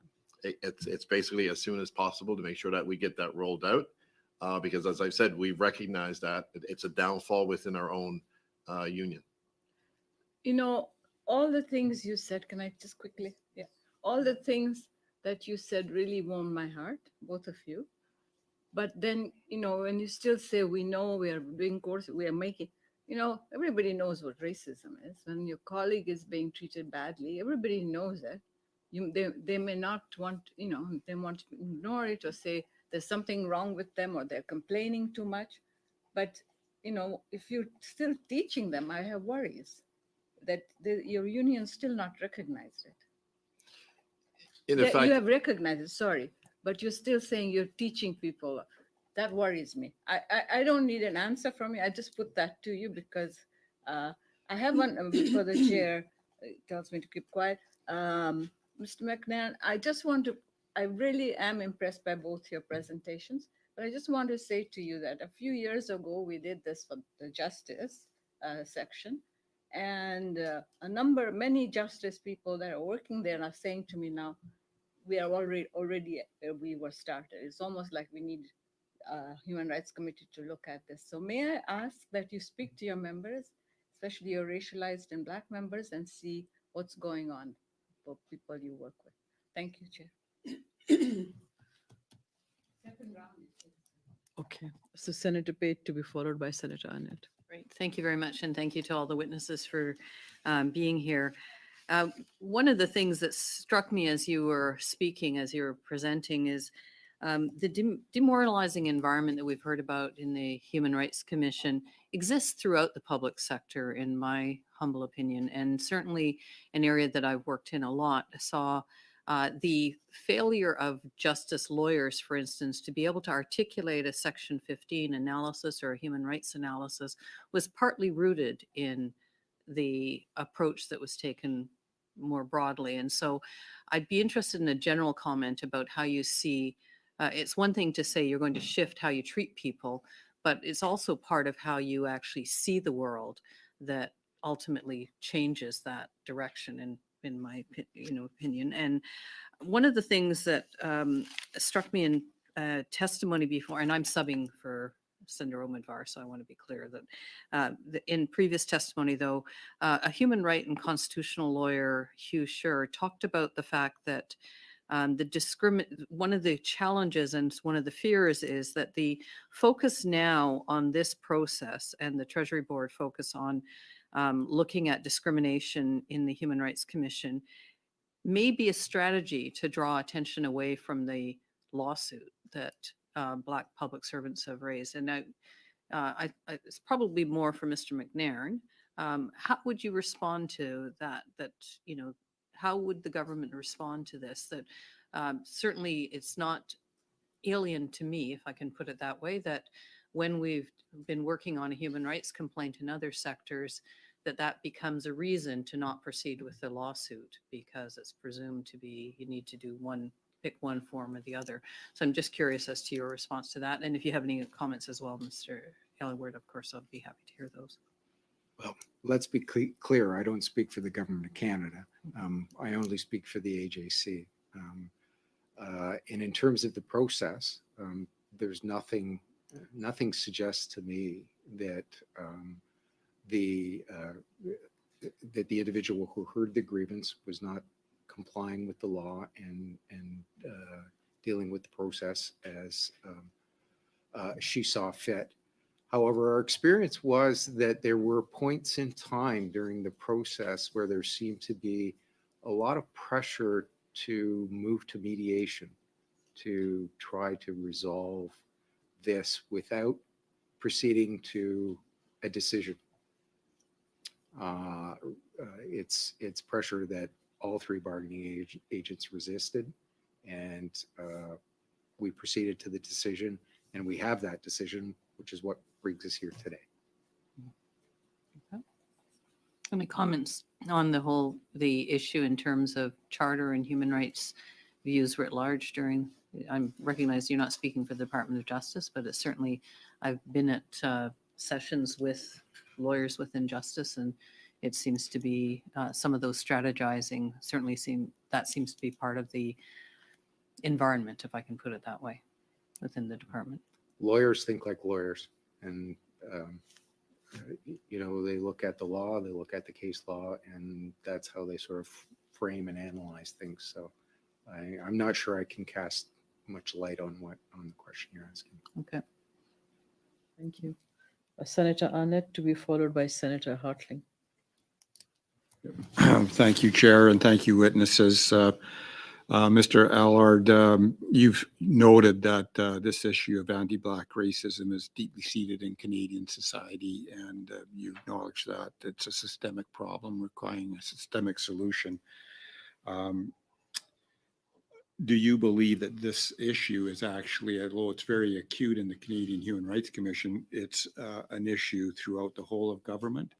And I'm wondering, sir, then, in your role as the president of the Public Service Alliance of Canada, you have significant influence in Canadian society and certainly with policymakers. And I'm wondering how you see your role as the role of future presidents in addressing this on an across government or Canadian whole society issue.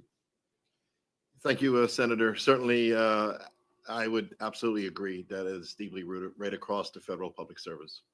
When the very branch of the government that's responsible to prevent, promote, educate around human rights fails, then obviously the entire public service. And that's clearly been demonstrated year after year after year through public service employee surveys as well. Every year, it's the #1 issue of racism, discrimination in the workplace. It's always identified as one of the very top issues. So yes, I would definitely agree that it is, unfortunately, racism and discrimination is rooted right across the entire federal public service.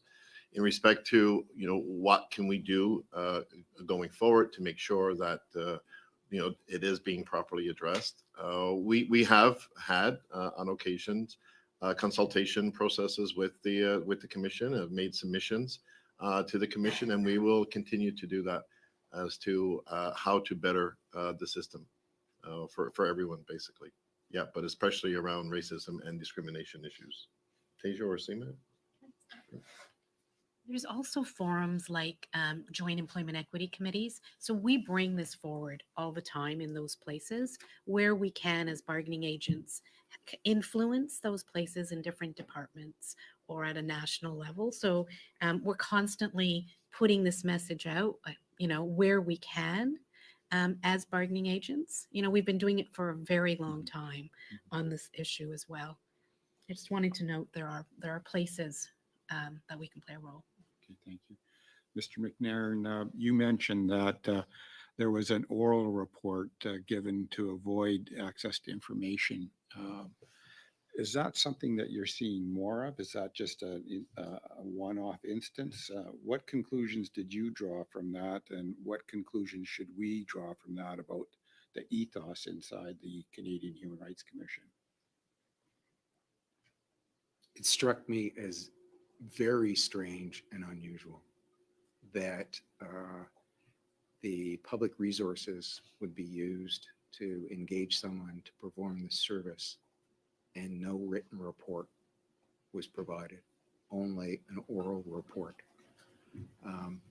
It does seriously beg the question about the intention surrounding not asking for a written report. A written report will be subject to access to information requests. It would be memorialized. The oral report could not be taken and massaged by the management of the commission. It would just be the blunt report of the investigator. So to go back to your point, I found it really, really unusual. I'd never heard of this before, where someone had been engaged to perform a service and didn't have a deliverable such as a written report. Thank you. Senator Hartling and Senator Job, and then followed by Senator Job. Thank you, Chair, and thank you, witnesses, for being here. I must say that it's been very riveting, and it's caused me some anxiety to realize that this is a deeper problem than perhaps we realized when we started our study. But it's good that it's revealed, and I think once you have knowledge, you have to do something with it. So for Mr. McNairn, I want to ask you, in your submission to the committee, you indicated that in August 2020, the bargaining agents, including the AJC and PSAC and CAPE, requested on behalf of affected members a full external workplace assessment. The commissioner decided to engage and facilitate discussions with employees instead, engaging third parties that the employees had no say in or trust in. What do you believe a full external workplace assessment would have revealed about the culture of the CHRC and about the experiences of the affected employees? Well, we don't know for sure, but my suspicion is it wouldn't be very good. A formal, independent workplace assessment, would have drilled down into the problems at the commission, would have employed best practices for conducting such a review, and I believe at the end of the day would have produced a written report that would be there for everyone to review and would likely provide a clear sort of plan for a way ahead to solve the issues in the workplace. So now we're at this place where we don't have that. Is there a way we can go back, and is there something we can do about that, or is it? Well, that type of investigation could be done again today. And strangely enough, 2 years ago, this is what we suggested to the commission should be done, and the commission rejected it at that time. And only recently has had a sort of coming to the realization that maybe that wasn't such a bad idea after all. It does beg the question of why they would have rejected that 2 years ago, and now today, when they're appearing before this committee to be held to account, they've suddenly had a moment, and now they want the formal, independent workplace assessment. Thank you. Thank you, Senator Job. Merci, Madame la Présidente. Thank you, Madam Chairperson. My question is directed at Mr. Elwood, if I may. You acknowledged humbly that the Public Service Alliance of Canada has failed to represent its members properly. That's the fact of the matter. It's an inescapable truth. And moreover, it's the opinion that's been given by a number of witnesses that have appeared before this committee. That said, you stated that you took a series of actions in order to better stand up for Black members. Could you please elaborate on those concrete steps that you have taken with a view to better defending and protecting Black persons from systemic racism in Canada's public service? Thank you for the question, Senator. Certainly, as noted in the presentation, we have started an anti-Black racism action plan for our members, as well as we've taken a number of steps internally because our staff, we rely heavily on our staff as well to provide advice, direction, and representation.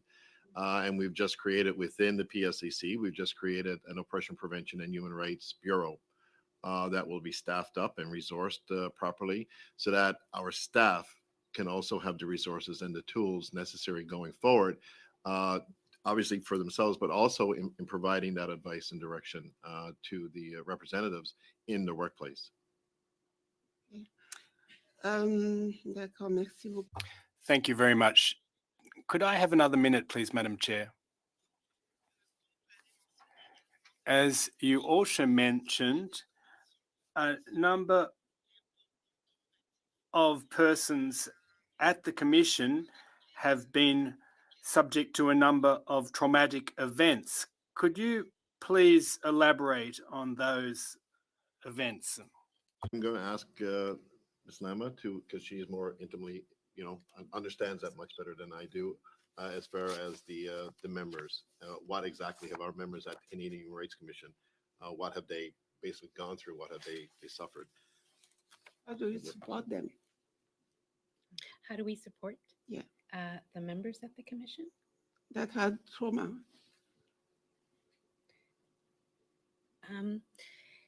So,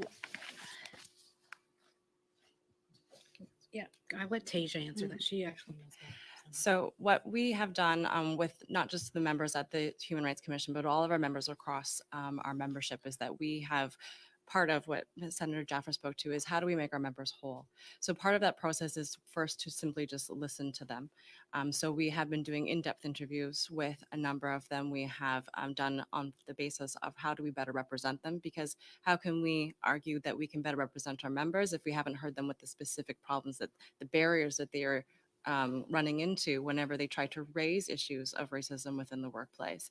So we've started with that process, and that is part of our anti-racism action plan that we have been doing. And that is where we've led into realizing the importance of having an advocacy workshop for more of our stewards and the folks in our locals who are able to reach those members. At the same time, we are trying to show our members that we are there to support them when they have gone through that process. So we've been doing an outreach program. We've been specifically actually just doing something as simple as grassroots outreach by calling each one of our Black members and speaking with them, talking to them about what they've experienced, what supports do they need, is there more that the union can do to provide them support, do they have a grievance that's outstanding that hasn't been reached, and therefore we can escalate that and take care of those needs. So that is where we're starting. And then of course, as a union, we have, bargaining is one of our strongest tools that we have. As you've seen, we've recently been through bargaining at the federal public sector level across our Treasury Board and the CRA, and we bargain for more things we put into the collective agreements for our members so that they have these tools and access to things that may have not existed before, where they can feel more supported in their workplaces. For example, we've negotiated something for our Indigenous members where they now have access to leave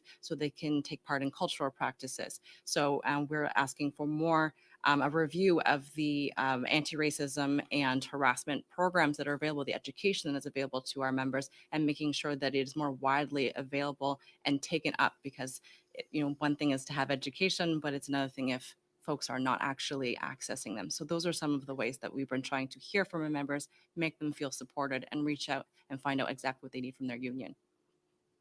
Thank you. Thank you. Our previous witness spoke of the need for education to strengthen, for the CHRC to strengthen their education mandate, to change the culture of the institution. So I wanted to ask you, both of you have been brutally honest. We appreciate that. And many of us, I mean, when you spoke, we just kind of just taking it all in. And what have you, both of you, done to, and Mr. Albert, you said as a white straight man, what have you done as white men in, getting rid of your um, unconscious bias and to represent the change that you want to see? I'm hoping that maybe somebody at the Canadian Human Rights Commission is watching leadership, and maybe if that the education they need, maybe they can learn from you. Well, I'll just address the education portion first, because I also believe that it is critical within the commission to have the proper training. But going along with that, and as much as I say that, the commission is severely underfunded and under-resourced. And until it's properly funded and properly resourced, I'm sorry, but we're just going to continue to see these issues. As a previous witness had identified, there was training. In the commission's budget at one point. There's no more resources for training. And as I said, I think that is critical for, going forward for the commission. But you can't have the proper training if you don't have the proper funding and the proper resources. As for me personally, it's education.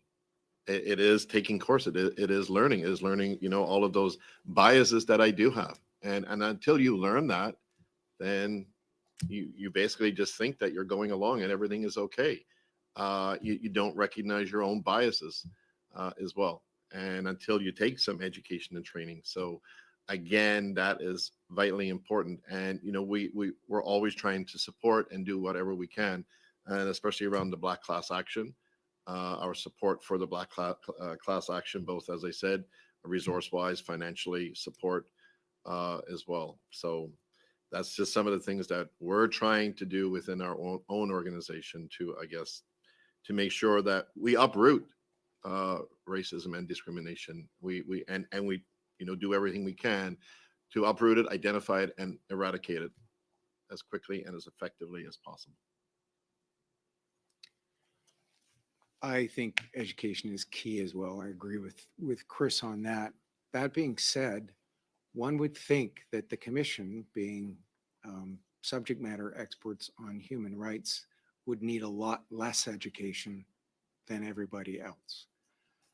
So education is great in conjunction with other steps that are going to result in the change of the culture at the commission. As for me personally, again, it has been education, taking training, anti-racism and anti-oppression training, unconscious bias training, and whatever other training that I can take. I can tell you, as a white guy who's at the latter part of his career, there are many days where I feel completely sort of inadequate when it comes to tackling these issues. So our union has our Equity, Diversity, and Inclusion Advisory Committee with many racialized members on it, that provide us with advice, and that's an education piece for us. We have, my own personal priority as president was to promote EDI. We ensured that we created a new position on special advisor to the president, which has a very strong EDI mandate. And unions, I think, are always looking for novel ways to try and represent our members and promote their interests. And this grievance was a novel way of supporting our members, three unions coming together and cooperating and all filing policy grievances that advanced similar arguments. And as you can see, it's resulted in this decision. And I think that was a big impetus to I would expect, to this committee engaging in the study that you're doing today. So, even as a layperson, if somebody tells me you're dealing or you're going to be working at the Canadian Human Rights Commission, I immediately know what they're talking about. Yet we're talking of change of culture, and consistently the top brass heard of issues and problems that were there that they were not willing to address. I mean, I don't know if you saw the testimony when they came before us. Senator Bernard asked, I think somebody asked Mr. Fine even if he was going to resign, and the answer was no. So you obviously, if you're hearing complaints, there's something wrong.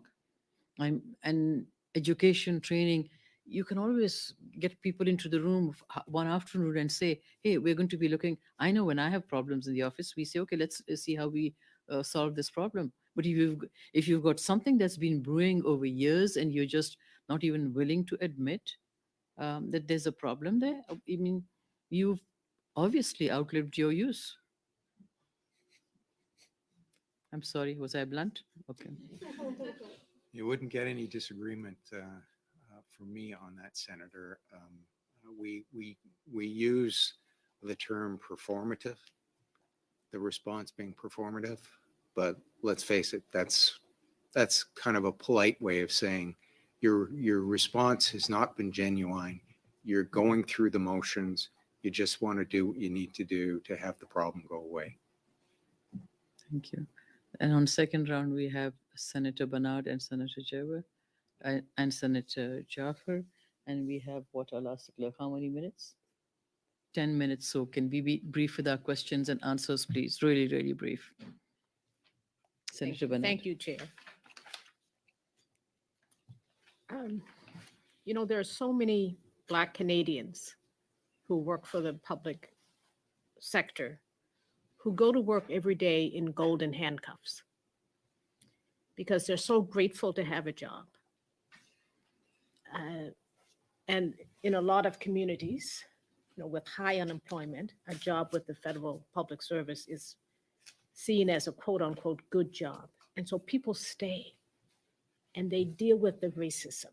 They deal with the anti-Black racism. They deal with the performative allyship. They put up with a lot of microaggressions in the workplace because the alternative is not an alternative they want to think about. And for many people, they stay in those golden handcuffs until they can't be there anymore. And I'm wondering, and we've heard so many people talk about, facing concrete ceilings. We used to talk about a glass ceiling. We recognize for Black people, there's no glass ceiling. Broke through the glass and guess what? There's concrete. And so, given those realities, I'm wondering, what's the link with the employment equity legislation that was supposed to remove barriers, supposed to create conditions for all of those equity deserving groups to not only survive, but thrive in the workplace? But we have people that are dying a little bit every single day because of the racism that they're enduring. So what's the link with employment equity legislation? Well, if you're going to address racism and discrimination in employment practices, you need to have the tools. You need to have the legal tools. I'll give you one example. Staffing complaints. The legislation only allows staffing complaints that fall within certain very limited categories. And there have been recent changes, but generally speaking, complaints are made and they're dismissed. So I think it's pretty fair for me to say that most public servants would view the staffing complaint process as being completely ineffective, really not worth their time, because it's not going to result in any positive result or change. And there are examples. There are other examples in the labor relations system. The Labor Relations Act doesn't allow certain issues to be collectively bargained, so they can't be addressed in collective bargaining. They're addressed in the statute, but they can't be addressed in collective bargaining.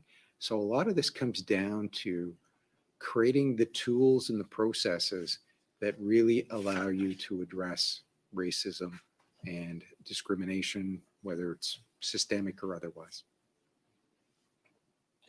And Ms. Lama was involved directly with the Employment Equity Act, so I'd ask Seema to respond. Yeah, so we have quite details about what needs to change in the Employment Equity Act as it relates that we provided to the Employment Equity Act Task Force, which we're happy to share if wanted, but just in a nutshell, because I know time is of essence. So there isn't necessarily a strong oversight. Treasury Board is an employer, and so is the Public Service Commission. Right. And so they're limited, like there's not a oversight over the departments anymore since the since departments, started doing their own things. As well, there is sort of the Public Service Employment Act, which was alluded to, which is really related around the staffing process, supersedes the Employment Equity Act. So if there's initiatives under the Employment Equity Act, it sometimes is looked at in light of the PSCA, so we can't make those progresses. So this is, like I said, all outlined in there. As well, the Canadian Human Rights Commission itself is the auditor. It's supposed to be doing the audit function for employment equity for the public sector. Well, there's some work to be done there too, right? We're talking about the commission, right? And they're supposed to be auditing departments on that. So there's a lot of systemic barriers. Even though we have employment equity legislation, there's systemic barriers in actually like pushing forward the employment equity sort of objectives and goals. And the last thing I just want to say is as bargaining agents, right?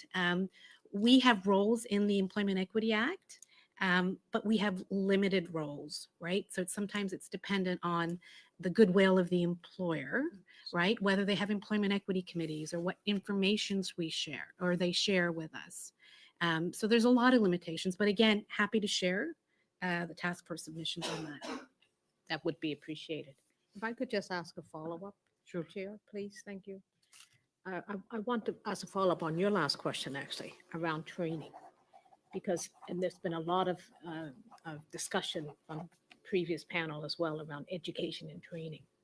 Now, I don't know if this is the case with the Canadian Human Rights Commission or in the PSC, but in a lot of organizations, if there is a racialized staff member, and I've seen this happen, in fact, it's happened to me, the Black person on the team is asked to volunteer to provide this training. So we go and we do the training, we bare our souls in the training for free, by the way.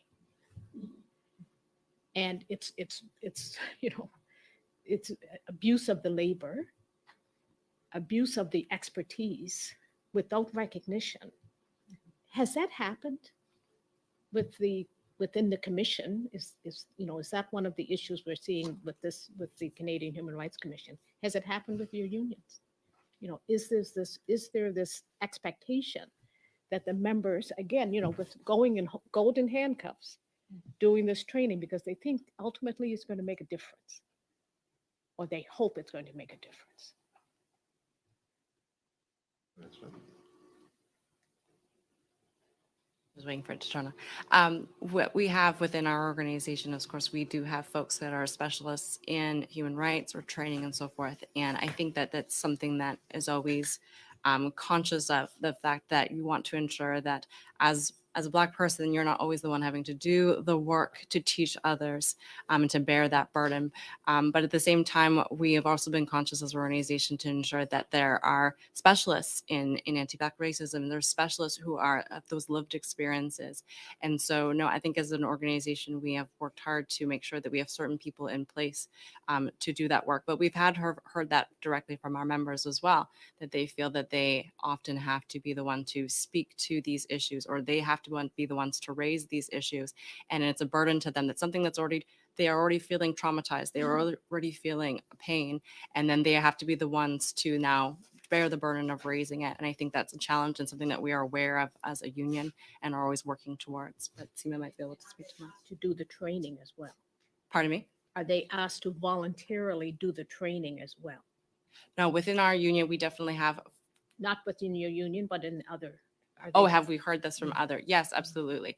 We've definitely heard this directly from our members that they often do feel that they are put in an awkward position where they're now have to teach their own oppressor, right? And so we have heard that directly from the members, and we are doing what we can to support them and make them feel that they have a union at least to turn to when they are put in those positions, and that they feel that they have recourse when they are, asked to do these things that are, often re-traumatizing them. Senator Ajay to be followed by Senator Jaffer. And we literally have, well, we don't have any time, but we'll make 5 minutes. So. Merci, Madame. Thank you, Madam Chairperson. My question is, in fact, for all of the witnesses. There are some witnesses that have appeared before this committee who have reported that employees of the Commission were being treated differently from their non-racialized counterparts. And they cited cases of Black officers who were not promoted as they should have been, or who held lesser positions, not in line with their skills. Moreover, witnesses have reported that Black officers, in fact, have had any complaints about Black racism taken away from them, and others have processed those complaints. Mr. Elwood, you are in favor of overhauling the organization, but knowing that Black people are not being promoted, how should we proceed to ensure greater transparency going forward, and so that Black persons can occupy decision-making positions going forward? Thank you. Thank you for the question. Again, certainly making sure that those employees are being heard, I think, is number one. And then, because when I say about, the commission being overhauled, certainly the leadership they have to be held accountable for this. So the employees that are there, Black employees that are there and are seeing this and suffering basically through this, are at a loss as to how do we move forward? How do we make sure? Because I believe it was Senator Bernard said, when you look at federal public sector workers, for the most part, they're very proud of the work that they do. So when you have a Black employee at the commission that's responsible to basically uproot and protect and provide for a proper workplace free of racism and discrimination, then our members or the employees that are working there are like, okay, how do we move forward? How do we move forward as an organization? And I'm not sure if that answered your question or not, but that's how I see it as far as the employees of the commission. They have to be involved with any kind of a change or remodeling of the commission. They have to be involved, and they have to be listened to as to the best way to move forward as an organization. Est-ce qu'il y a un processus de recrutement? Is there a recruitment process that is adequately transparent to, in fact, reinstill confidence and trust in the commission? No, it's not. The staffing processes and that, and we've heard it from our own members at the commission. There's barriers. There's employment barriers put up all the time. They don't have the same access to promotions as other employees, and that has become very prevalent, not only at the commission but in the federal public service overall as well. We hear it from our Black members, Indigenous racialized members, that they face serious employment barriers. Part of the Black class action, one of the plaintiffs, 28 years with the RCMP, 28 years, left, retired in the position that she started in. That should never ever happen in the federal public service, but it is because there are systemic issues with the staffing programs and with the staffing policies, especially when it comes to advancements and promotions. Black, racialized, Indigenous, employees. It's a real barrier. It's we've heard it to say, oh, all this like get over and that. It is a real barrier in the federal public service for Indigenous, racialized, and Black employees for advancement. When you look even within the federal public service in the leadership roles, how many Black, racialized, Indigenous people do you see in leadership roles at the top of the government? Just like I compared my own union. It is seriously lacking. And the reason why it's lacking at the senior levels, at the most senior levels, is because there are systemic barriers down here at the very bottom of the staffing process. When an employee starts in a position at an entry-level position and 28 years later leaves that same position, there is something wrong with our staffing policies. Thank you. Senator Jaffer. Thank you. There's so much I could say to you, what you last said, but I just have a few seconds. And I wanted to say to you that, or ask you, Senator Garner always speaks about education, and I completely agree. And there was a lot of, yes, education, but you earlier said there's not the resources for education. So it's a vicious circle, right? We can say a recommendation that we have to have more education, but there are no resources. So we're still in the same bind. Isn't that correct? Absolutely. Yeah. Yes. And until proper funding and proper resources are dedicated to the commission, we might be back here we might be back here 6 years from now discussing the same issue. Very quickly, because I know we're completely out of time, is that the part of the problem is that people, you don't see people, I'll talk about the bar, and also before I do that, the CRA has serious problems of its employees being promoted. Maybe you want to look at that. I have so many CRA, since we've started the study, contact me and saying that CRA is the worst. So maybe I recommend you to look at that. But the people say, oh, we can't find them. But I know as a young lawyer, when I went into the job, if I stayed there, I would never rise, right? Because there are no opportunities. And so it's got to be a continuous process that your boss has to give you the opportunity. You'll make mistakes, but you will learn. But if you're stuck there, then there is nothing at the top to select from. So it's a vicious circle again, isn't it? Absolutely. Thank you, Chair. Thank you to all our witnesses. We really appreciate you agreeing to appear before us, and your testimony will help us when we go to write the report. Senators, we'll take a break till 6:30 and then we'll reconvene.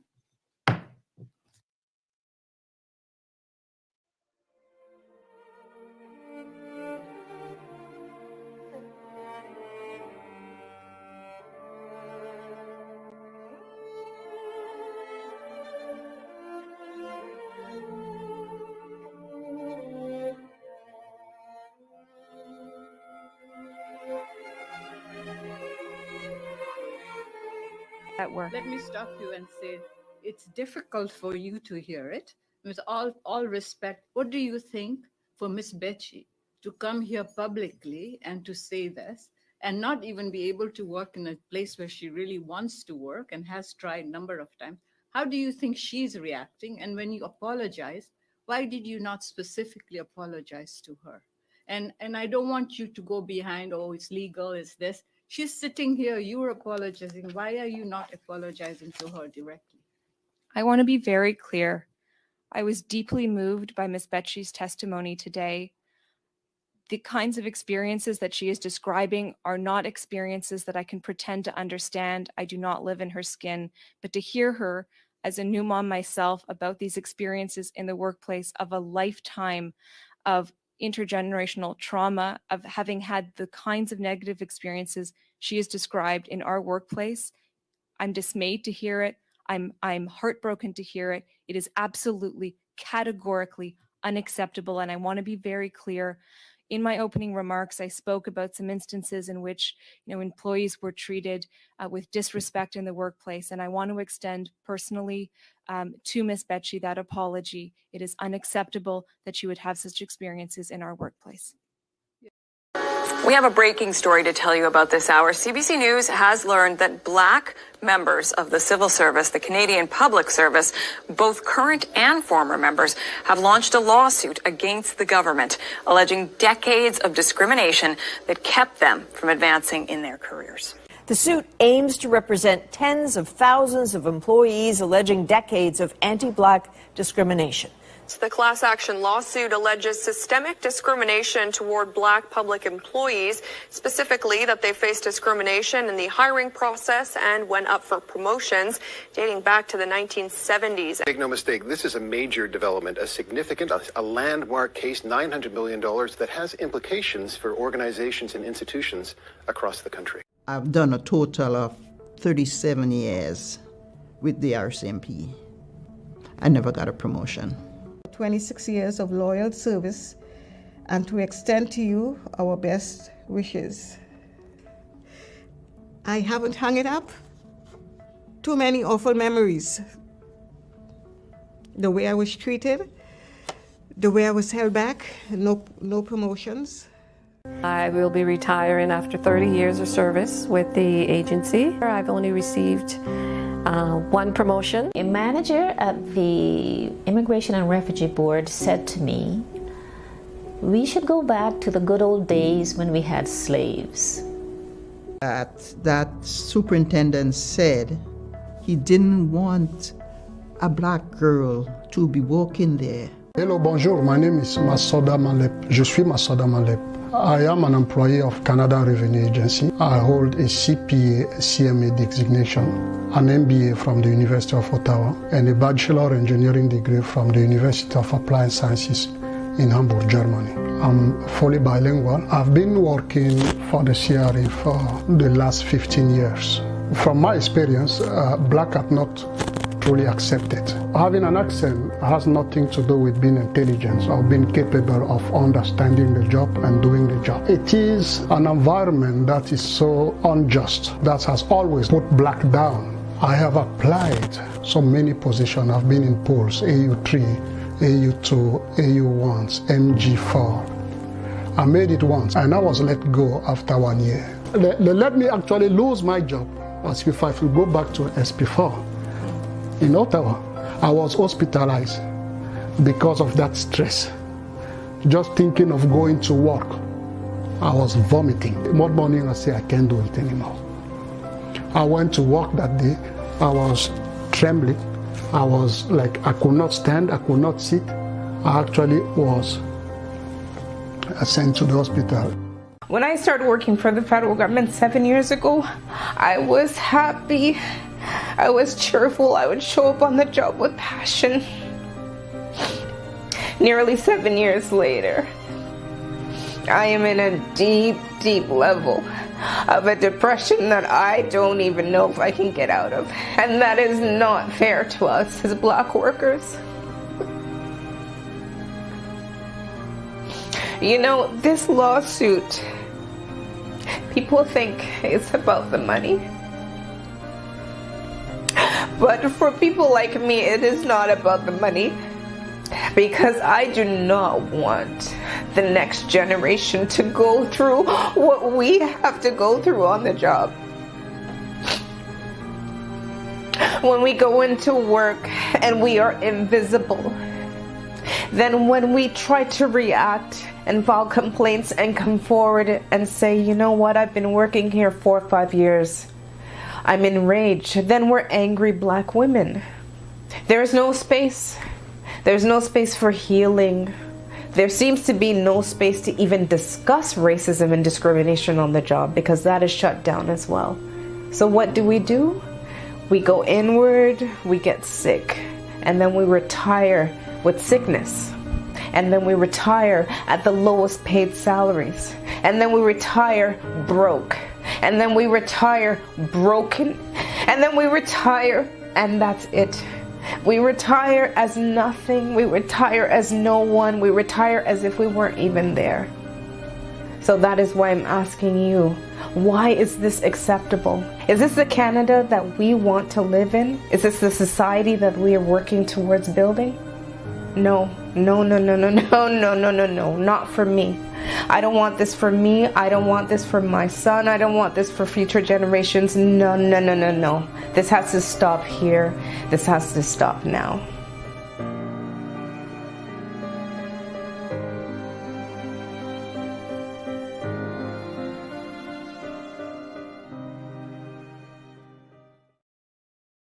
In July, we brought you the story of a proposed class action lawsuit filed by a group of black civil servants against the federal government, alleging years of discrimination on the job. The number of plaintiffs in that suit has now grown, and lawyers have filed to make that motion be class action certified. More of those plaintiffs are now telling their stories. Farah Morelli joins us live with that now. And Farah, there are now more than 1,000 black civil servants who have joined this suit.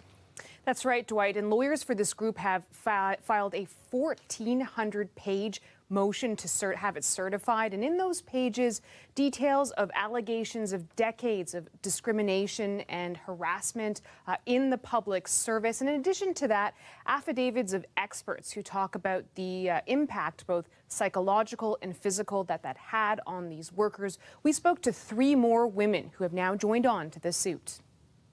This practice of excluding black employees, of almost dehumanizing us, it has to stop. It's been 4 months since Marcia Banfield-Smith left her job at the Department of Justice, but she says the scars from her time there run deep.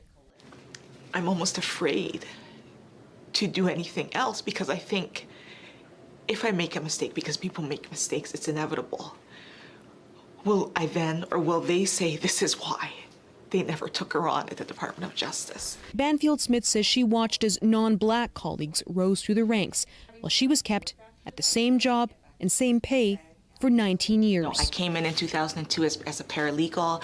I went to school. I became a lawyer. I had all these extra credentials, all this extra experience, and I never once received a promotion. Anytime I tried to bring up anything, I was told, you're too sensitive. I still have to listen to racist jokes at team meetings. I still have to watch individuals who are not Black just leap above me to other opportunities that I should be awarded. It's a familiar story for Michelle Herbert, who still works for Service Canada.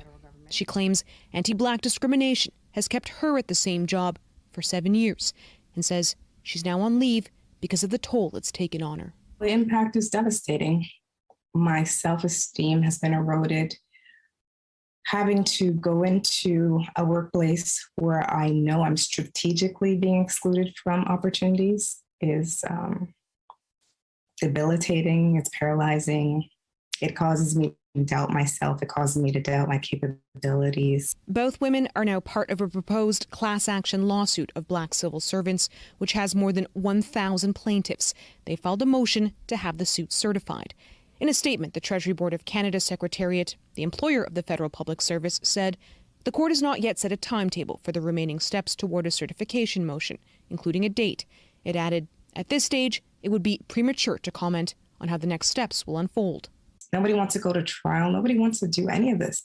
But we can't be treated like this anymore. This is enough. Enough is enough. And because I have the opportunity to come forward, I come forward.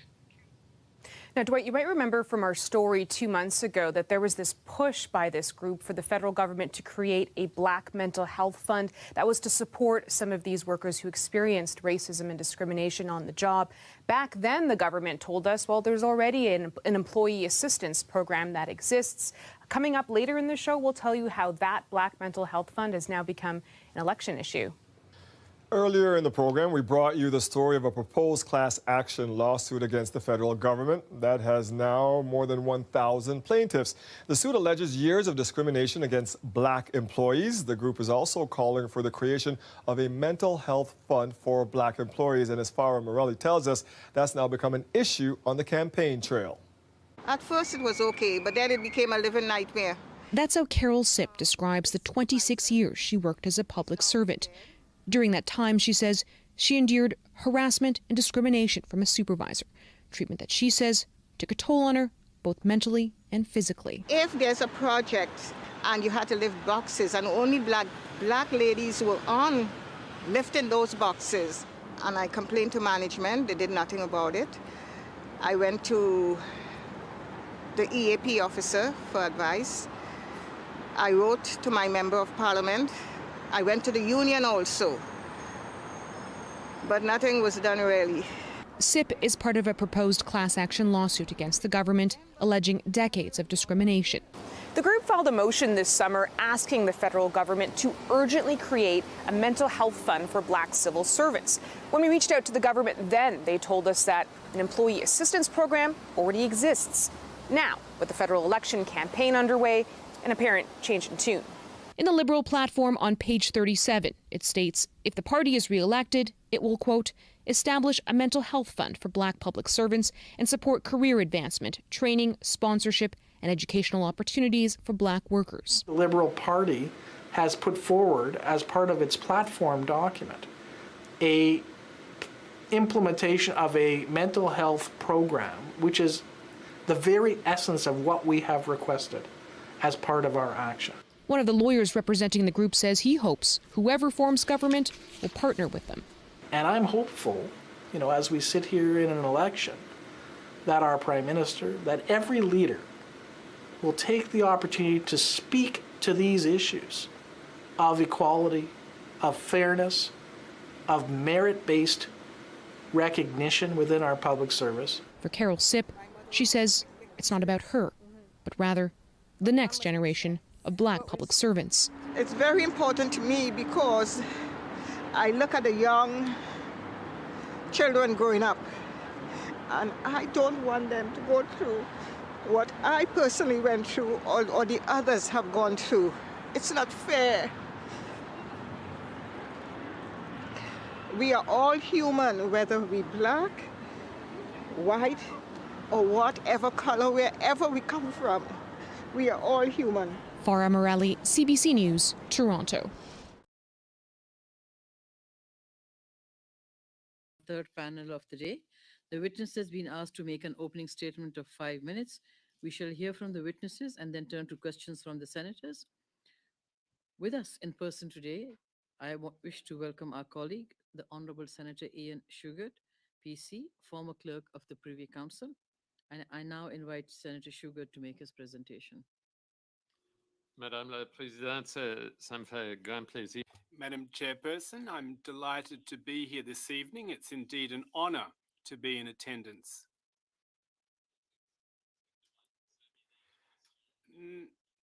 To not examine per se the issue before you, but to provide some input and background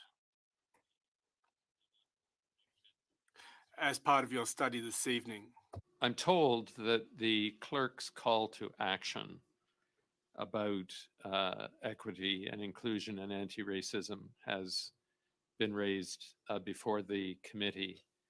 And it's that topic that I thought I would address this evening. How it came about, what it has meant, what this kind of initiative can mean. But of course, I leave it up to colleagues to take the question wherever you'd like to. It was issued in January of 2021, yes. It was very much a personal exercise for me. Many people were involved, and of course, it was issued to the public service as a whole. But for me, it was a very personal undertaking. In part, it was because of the impact of the previous summer, of the horror of the George Floyd episode, and the stories that unleashed of the treatment of Black and Indigenous and racialized Canadians in our own society, that this was not just something that happened far away, but we have our own issues of racism to deal with. And in the institution of the public service, we needed to address the reality that this racism was systemic. For me, it involved engagement in a very personal way. It involved a lot of listening to people as they told their own stories. Black employees, Indigenous employees, other racialized Canadians, fellow citizens, working for the taxpayer who had painful stories to share. And it involved a lot of listening to them and being myself as clerk of the Privy Council, educated, not just in theory, but in practice about what that meant for my fellow public servants. And then we looked at the data. And I was sitting in the room and I heard your previous witnesses talking about the example of somebody who has been in the same position in the public service, not just for year after year, but for decades without any movement. And when you look at the data and you see that, and you see the rates of promotion and advancement and so on, at one point you realize, yes, this is systemic. This is a deep-seated problem. Racism is subtle.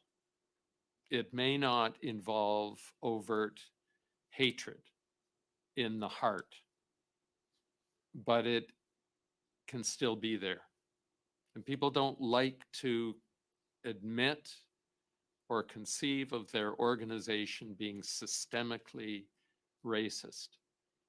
But we had to come to the point in this exercise that led to the call for action that this was systemic. And we look at the data, there is no other conclusion that it is the system that is creating the circumstances that are holding people back. And it is unfairly and unjustly targeted at certain of our fellow citizens. And so we had to come to terms with what systemic meant and call for action that would address that reality. It meant taking more forceful action because otherwise things would not happen on their own.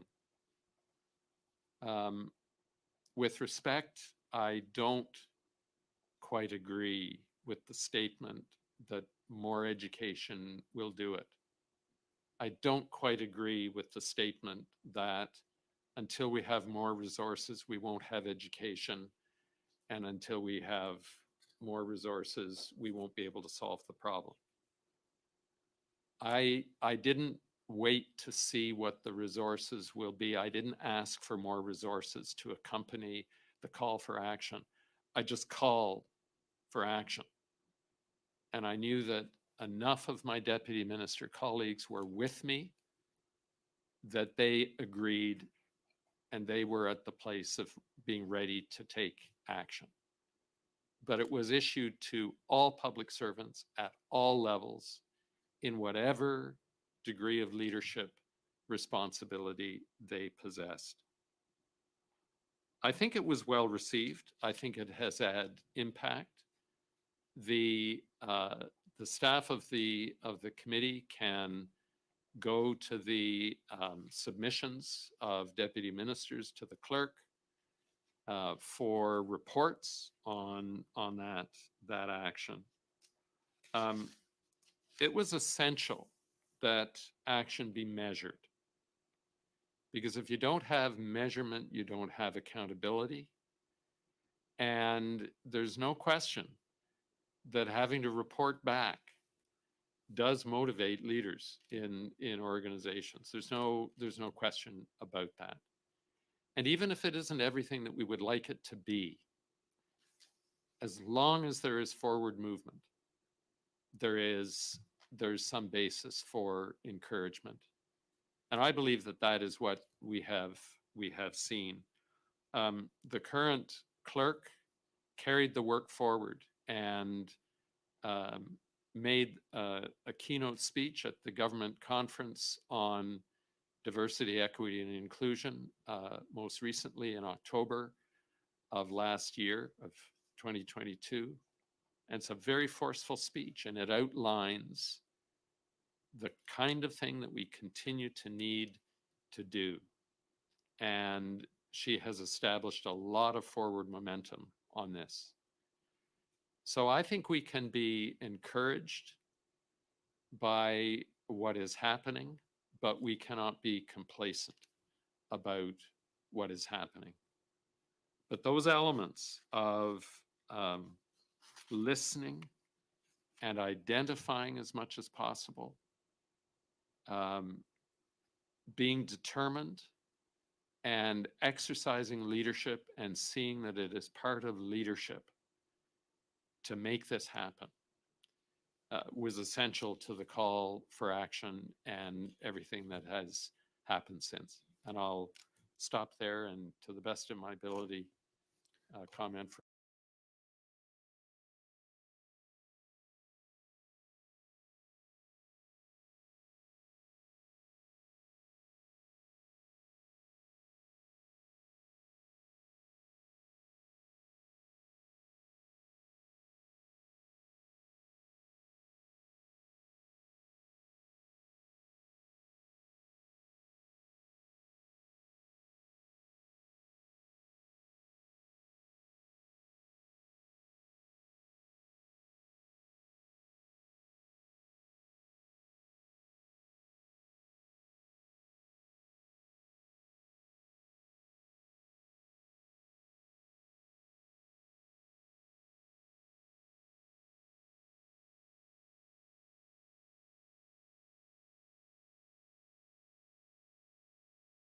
more about your disagreement around the recommendations we've been hearing about education, and also the positions that we've been hearing around the lack of resources. Because sometimes people think, okay, if we just get more money, things will get better. If we just, put more training in place, it will make a difference. You're disagreeing with that. I'm asking you to tell us more about why you disagree with that, and if there are alternative suggestions that you have. Well, I'm certainly not saying that resources to help us understand and put in place better systems and pursue disaggregated data, which is also happening, by the way, wouldn't be helpful. And education is absolutely a fundamental part of what we need to do. But I don't accept it as an excuse in the event that there isn't action. I'll give you an example. We did not have, in my opinion, enough senior leaders who are Black or persons of color or Indigenous. You look at the list now, and it is different. And in my judgment, it is going to continue to be different in the days and years ahead. But that took decisions, not just education. It took decisions. I remember sitting down with somebody, I won't name the individual, I won't give any hints, but the information that I had about this colleague was not quite ready. And I sat down with this person for over an hour, and we talked in my office, and I said, would you like to be a deputy minister? Do you think you could be a deputy minister? What does leadership mean to you?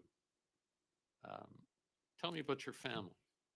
All sorts of things. We talked for over an hour. And at the end of that time, I saw no reason that this person could not be a deputy minister or associate deputy minister, which is sort of the training wheels of deputy ministers.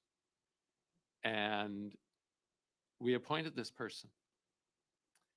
And this person has done a fine job. But too often, not ready is an unconscious excuse or substitute for not like us. And that isn't good enough. And education isn't going to fix that. Determination and maybe a little bit of pressure from above and time spent listening is the antidote. Thank you. Senator Jaffer to be followed by Senator Arnett. I concur with what Senator Barnard said, so I will just ask my question. Besides not being ready, the other is can't find them. We are keen, but we can't find them. How do you deal with that? That, you know, they just aren't. We would like to promote, but we can't find them. They're right there. How do you encourage? They're right there in front of us, and the data shows that they're there, and there may not be enough, so we have to recruit externally as well, and we may need help in that.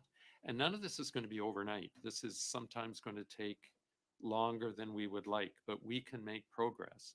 And we know that if we put in place the supports for people to grow in their leadership and to adapt to systems and the kinds of things they're going to have to navigate, mentorship and courses and that kind of thing, they're there.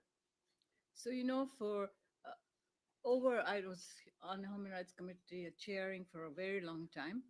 And every report when we looked at the federal service would be deputy ministers have to become more engaged, et cetera, I'm not going to take the time to say it. And no result. So what was the one thing, we even said that pay of deputy minister should be based on what they did with equity promotions. What did you do to make it happen this time? Well, we required reporting, and we have published the results of what they did. I think there was an element of time as well, that enough of us knew that the time had come, and that it wasn't going to happen on its own anymore, and making it a genuine, authentic priority. People recognize that, and I think it made a difference. And we talked a lot about it, and people became convinced. Now, not at every level, and that too will take time and a lot of effort from those most senior leaders. But it had to cascade. These things aren't always quantifiable. There's an element of je ne sais quoi about it, but I think the moment had arrived. Thank you. Thank you, Chair. Thank you. We have Senator Arnett, followed by Senator Pate. Well, thank you, Senator Sugard, and thank you for your leadership on this issue. My question will be 16 minutes in length. I'm going to distill. I think this committee has seen an exposure of a home truth that racism is deeply embedded in Canadian culture. It can't be ignored, and we need to change that culture. Your call to action was to try to change the culture in the federal civil service, but you were dealing with a cohort of individuals, adults, who had their own biases, whether they recognize them or not. I think we need to accelerate the change required in Canadian culture by starting at a much younger age, from grades K to 12. And I do believe in the power of education. And I think we need to invest in the grades K to 12 system intentionally, sequentially, and purposefully to instill in our younger students in Canada, the rights, responsibility, and respect, and essential competencies of Canadian citizenship to be instilled, so that the kind of change that's required will be a lot easier when you have a knowledgeable, adult base. I'm just wondering, sir, if you can comment on that. There are resources that do exist in Canada to do exactly what I have discussed. And I believe that Heritage Canada has actually a fundamental role to promote that, given how core this is to what it means to be a Canadian, yet obviously many Canadians don't really understand or understand any of these issues. Well, Senator, I concur completely about education. And education can take many forms. It can be example. It can be formal resources. It can be required training before one takes up one's leadership responsibilities, et cetera, et cetera. And I do think that youth is the key. You know, I want to put on the record that my own role in this should not be overstated. It's the employees themselves who articulated what they were facing and who made the case that educated me. Now, I was willing to listen to them, and that made a big difference. But they were the ones that explained to me what it was really like in the trenches. And I, to my disappointment at the time, was taken out of the area of responsibility for circumstances that I had no control over, and it was suddenly passed to someone else. And I had no control over that. And we do not control our own circumstances. And I know that as well as anyone, which means that we have to broaden the base, and we have to replicate champions for this. And young people are the ones who they are not invulnerable to racism and to prejudice and to hostility, but they are our best hope. So here am I, and at the time, you know, an older white straight guy, and I'm issuing a call to action to the public service. And it surprised me that I made friends with younger employees who were Black or Indigenous, who regarded me as one of theirs because I was issuing that call. And it was one of the greatest honors of my career. Thank you, Senator. Senator Pate to be followed by Senator Cherwin. Thank you. Well, thank you very much, Senator Shugart, and I want to echo the words of my colleagues. Thank you for your leadership, and your humility speaks to that leading by example, in my humble opinion.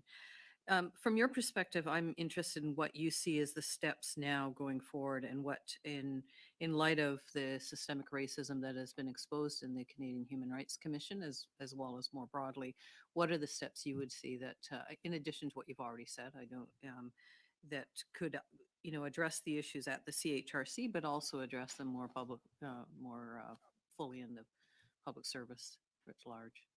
I think undoubtedly, Senator, there are cases where a very specific diagnosis is called for, and digging into what is going on, and sometimes very prescriptive and corrective action. I won't give an opinion on whether that applies in this case, but the committee will know. That's one.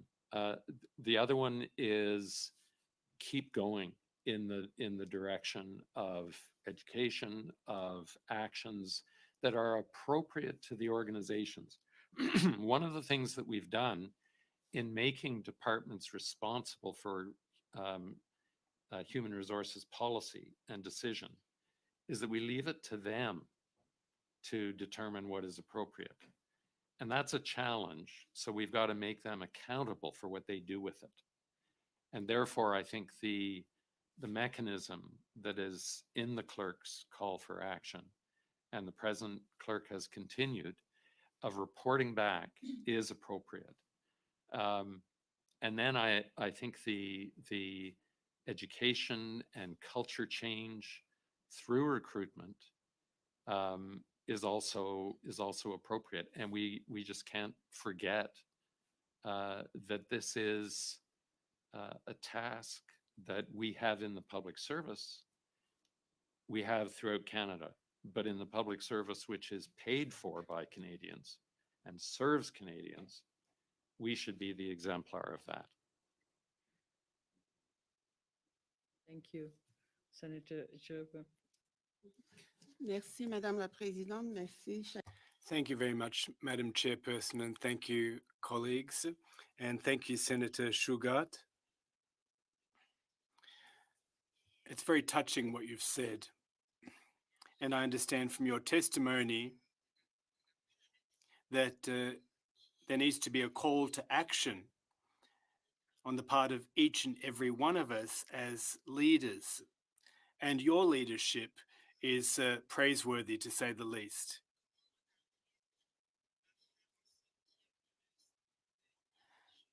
How can we have more Ian Shugarts in the Canadian Federal Public Service so that public servants understand what Black people experience, and so that there can be a response to this call for action that has a cascading effect across the Federal Public Service and the government apparatus itself?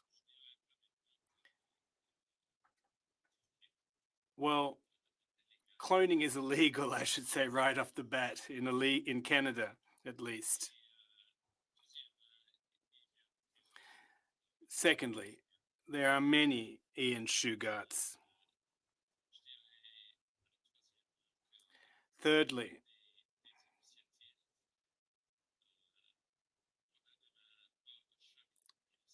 one of the initiatives, many of the departments, not all of them, include small think tanks and mini organizations to brainstorm and talk over these experiences. And I really encourage that because it allows a transfer of knowledge from between employees. Those that have been affected by racism are able to impart their experiences and knowledge to others. It's really important to have that kind of mechanism. And finally, we need to act on the basis of what we know. We know that there are problems. We know this from the aggregated data as to where those problems lie.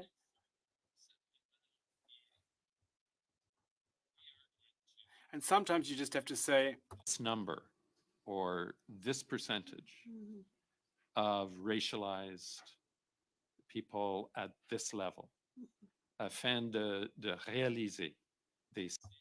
In order to achieve targets and a level of representation and diversity in the organization.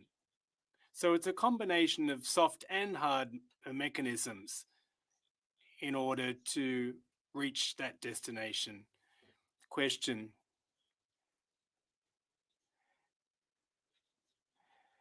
In the public service, when it comes to outreach, for example, or rather promotions. 3 questions, and we have the deputy chair who indicated she would like. So can you finish your question literally within 30 seconds? And Yes. Quand on parle du... Now,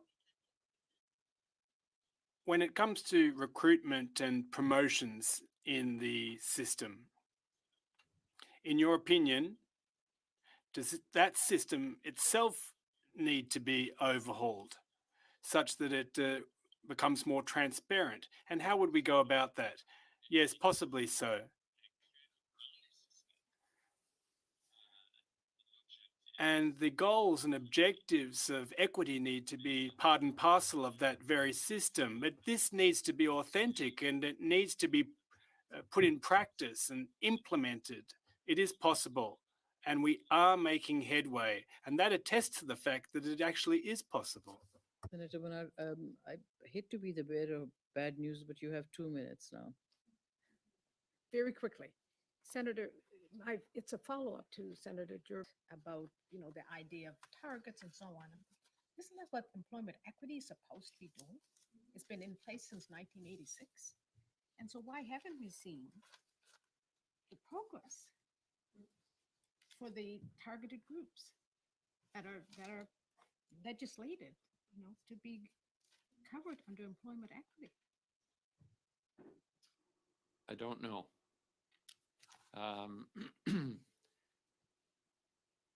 It is presumably because the legislation itself is crafted in a way that allows the predominance of other factors to supersede those equity objectives. In other words, permissive or aspirational legislation will not necessarily achieve the same thing that harder legislation, more requiring legislation would require. But I don't want to comment without the analysis of why that hasn't happened. Yes. And could you just tell us very, very briefly why you felt it was necessary to specifically talk about Black Canadians in the call to action? It was our Black employees were themselves defined as a distinct group. The data showed that there were specific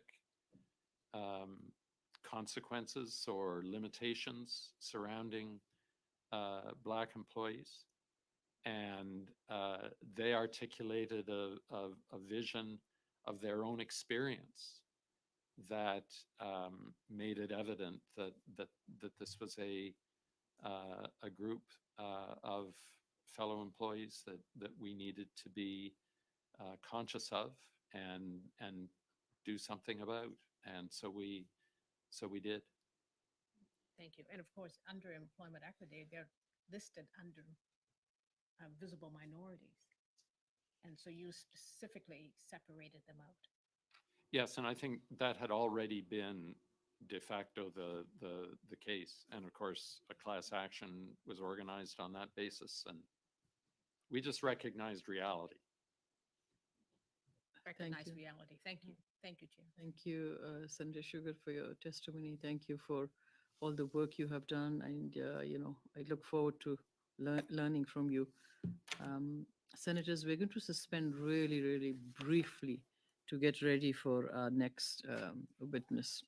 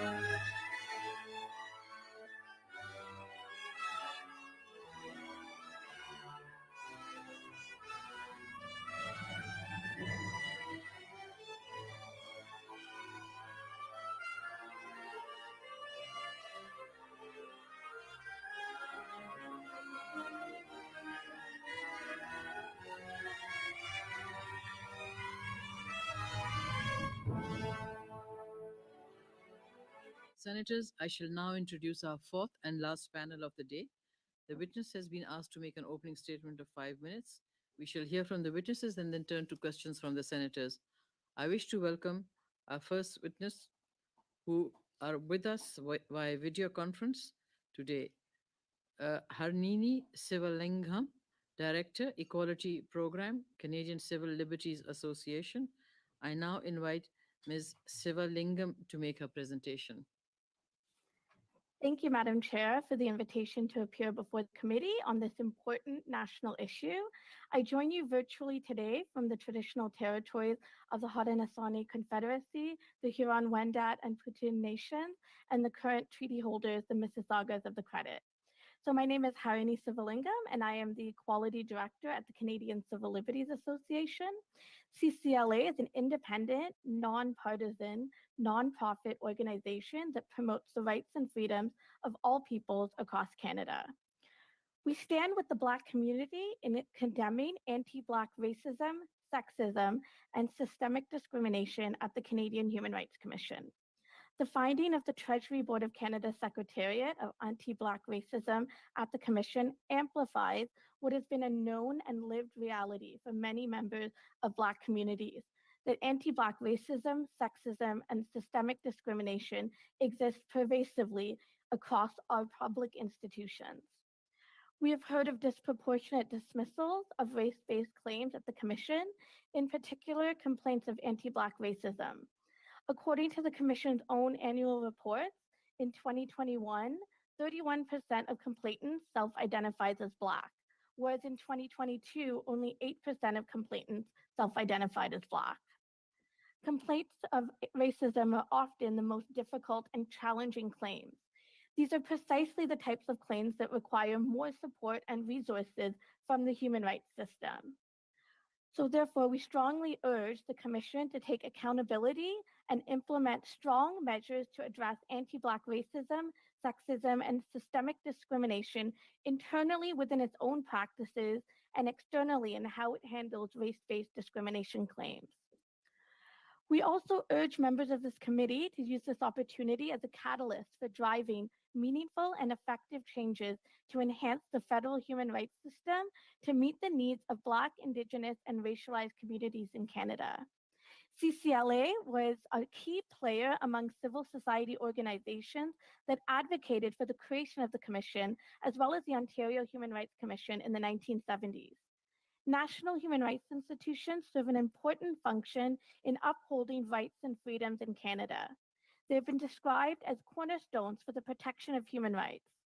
These bodies serve a unique role of being independent of government and neutral investigators of human rights complaints and offer a less intimidating forum than court-like settings for those who have had their rights and freedoms violated. Yet, as we have seen and heard, these institutions are themselves not immune to anti-Black racism, sexism, and systemic discrimination. The current state of the Canadian Human Rights Commission cannot be left unaddressed. However, what is critical is to ensuring the protection of rights and freedoms in Canada is a better funded, more accessible, representative human rights system for marginalized and vulnerable communities. Our recommendations for advancing human rights in Canada include the following key principles. Ensure that the federal human rights system is adequately funded and well-resourced. So without adequate resources and funding, even the most theoretically ideal systems are destined to fail. At the current funding levels, the federal human rights system lacks capacity to advance the protection and promotion of human rights. Take concrete measures to representatively staff the federal human rights system with candidates who demonstrate experiences with anti-racism practices. The composition of decision makers, leadership, and other staff at federal human rights institutions should reflect and represent the lived realities, experiences, and perspectives of Indigenous, Black, and racialized peoples in Canada. Ensuring meaningful representation requires implementing anti-racist workplace practices regarding who gets in, who are let go, and who rises up, in particular in decision-making and gatekeeping functions. The federal human rights system must be accessible for the most marginalized and vulnerable members in our communities.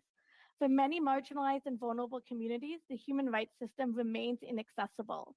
It is an uphill battle to advance these claims through the federal human rights system, which is often a David and Goliath situation. All the respondents are large institutional actors such as the federal government or federally regulated industries who are well-resourced to fight these claims. For example, 57% of complainants at the tribunal in 2022 were not represented by counsel, whereas an overwhelming majority of respondents, 94%, were represented by counsel. Conduct a comprehensive review of the Canadian Human Rights Act. The Canadian Human Rights Act is in dire need of an overhaul. There have been no significant reforms to the Act in the past 25 years. For example, an element of the Act that desperately requires updating includes the statutory cap on special damages of $20,000, which is far too low by today's standards. Enhancements to ensure an adequately funded, well-resourced, and representatively staffed federal human rights system. While continuing to have a mandate for an enhanced commission structure with strong investigative powers to pursue test cases, interventions, and systemic cases, there should also be some room for direct access to the tribunal that removes barriers and obstacles to adjudication, with funded legal resources, supports, and representations for marginalized communities to ensure that their claims can advance through the system. We look forward to the I'm sorry to interrupt. I let you speak for 6 minutes, and we have a list of senators that have questions to ask. Absolutely. So thank you Yep, for your so testimony. Thank you. I look forward to your questions. So senators will proceed with questions from the senators, and being a 30-minute panel, we'll have 4 minutes for your question and answers. And I don't think we'll make it to second round. We have Senator Bernard, followed by Senator Jaffer. Thank you, Chair. I think I'm going to just simply ask our witness to finish up with the recommendations. That was actually my last recommendation, so not to worry. I was just going to conclude with just saying that we look forward to the recommendations from the Senate study to strengthen the human rights framework. And I guess my key principles or key things that I wanted to emphasize is a well-resourced, well-funded, representative human rights system is absolutely essential to tackling these issues and ensuring that marginalized communities have a path to be able to advance their human rights and protect their freedoms. I'll just ask very quickly then, are there other things within the Act that you would highlight that you think are in need of review and change? Yes, so I would say that there's a couple of things with the Act that could require change. One is the cost system. So the fact that complaints, just to make sure that the human rights system is more accessible, especially to marginalized and vulnerable individuals, is ensuring that legal costs of complainants is covered in a one-way system, right? A one-way cost regime. The other thing that could be enhanced in the Act is allowing better concurrent jurisdiction for complainants to be able to have more agency in which venue they feel is better to pursue their claims, whether it's through the tribunal or whether it's through like a union grievance process, if they have a strong union grievance process that they like to go through there, or if they, providing complainants with more agency in pursuing other avenues to pursue human rights claims. You still have a minute and a half, Senator. That's fine. That's fine. So we turn to Senator Jaffer, followed by Senator Arnett. Thank you very much for your very comprehensive presentation. I have one question for you, and that is that you said the Civil Rights Association is about equality. Then, not being rude, but where were you? Why is it taken so long to get us here? So I guess that's a very important question. We advance equality in a lot of different ways through litigation, through community organizing and advocacy.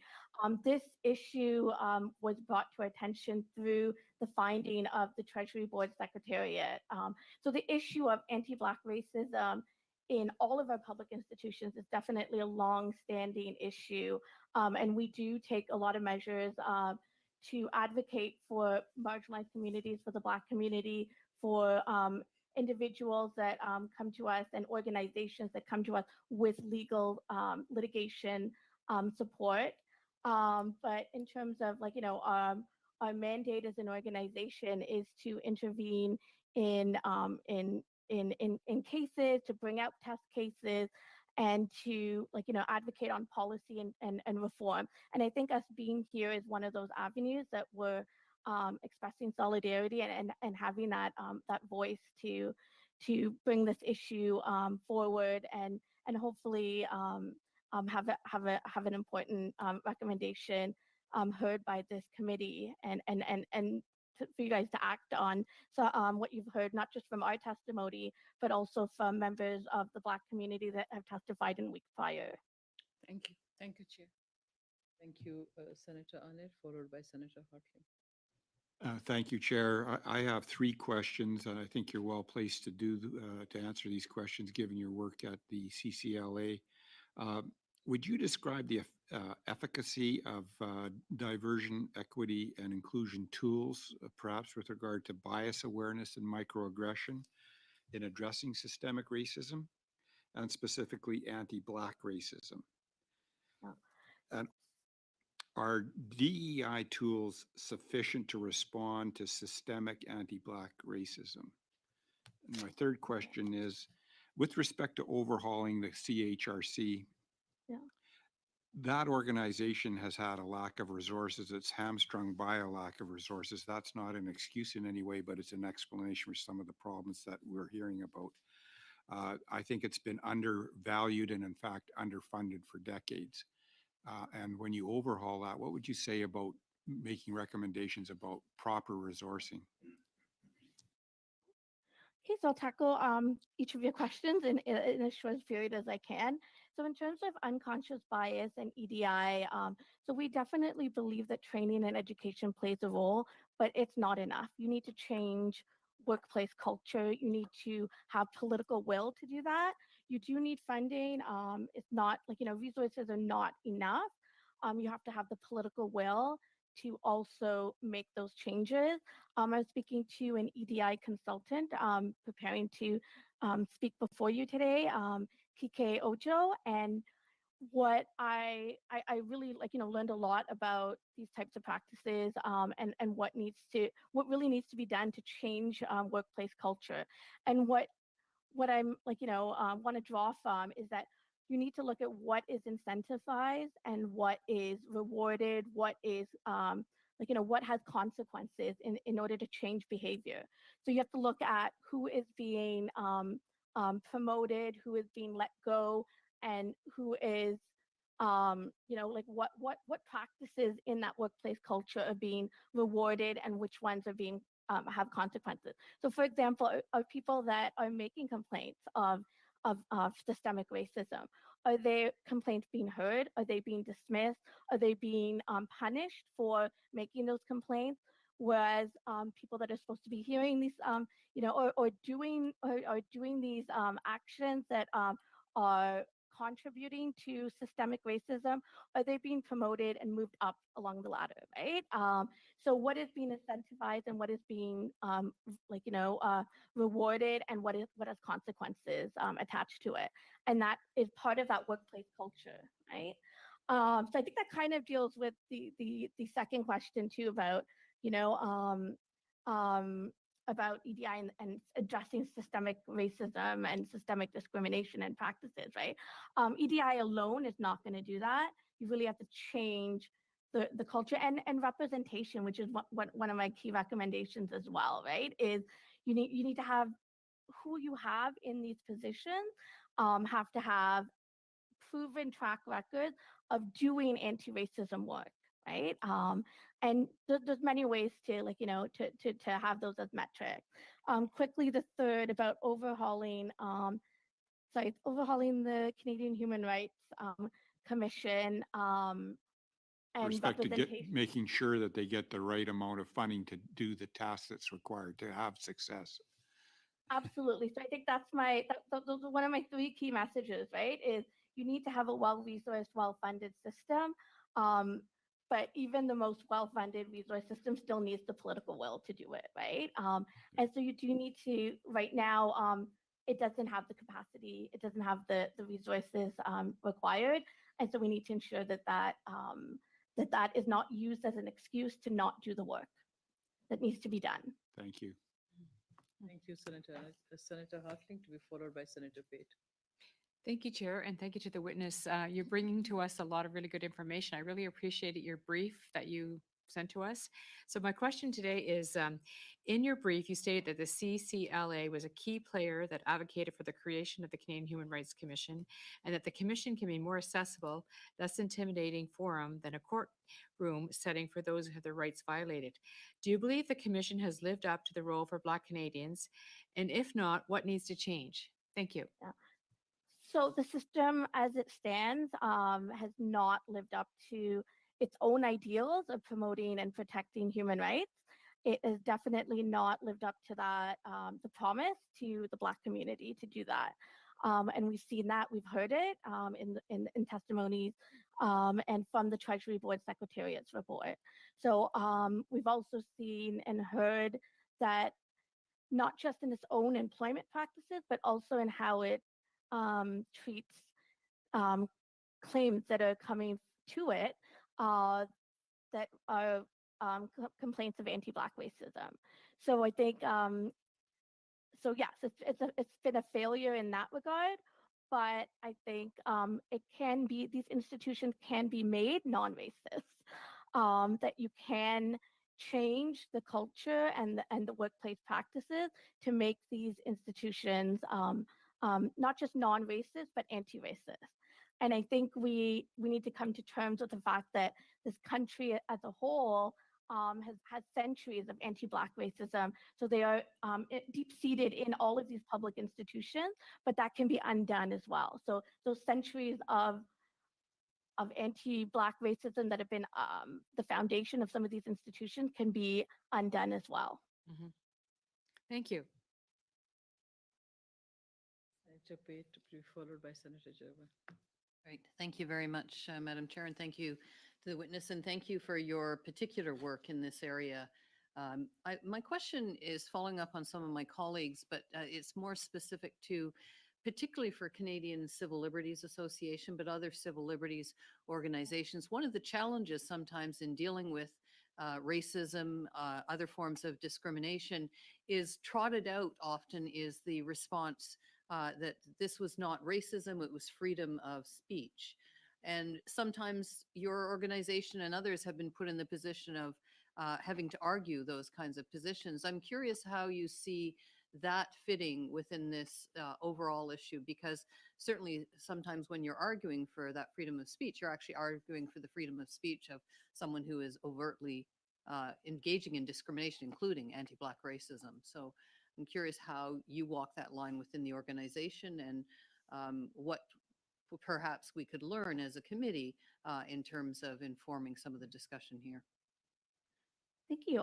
So that's an important tension that, arises in, I think, a lot of organizations because we do value fundamental freedoms and we do promote equality. And I actually said this in a staff meeting earlier, that those two concepts are not mutually exclusive. So in order to achieve and realize full equality, vulnerable and marginalized groups, equity-seeking groups need to have that full exertion of fundamental freedoms and rights. However, if fundamental freedoms, right to free speech, right to, all of those, free expression, freedom of religion, if those freedoms are not equally realized for all groups, then they have no meaning as well. So I think that, I don't want to say it's a false dichotomy to pit equality and fundamental freedoms against each other, but that they can coexist, and they do coexist, because equity-seeking groups also need to have that right to free expression, so that we can, the right to protest and all of those fundamental freedoms, so that they can exercise the fullest equality rights. Thank you. Thank you, Senator Gerber. Merci, Madame la Présidente. Thank you very much, Madam Chairperson. And thank you very much for your testimony and for all the input that you've provided us. In your opening remarks, you intimated that our system should be accessible to all. And yet, for the time being, it's a case of David against Goliath. 70% of complainants don't have anyone to defend them.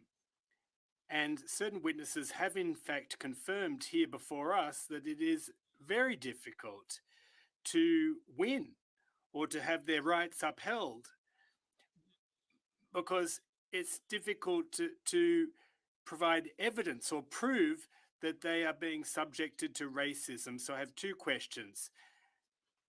How can we address the issue of burden of proof such that it doesn't always remain on the shoulders of the complainant? Second question, do you think that we should have a direct access model, and that would make our system more accessible to Black minorities, among others?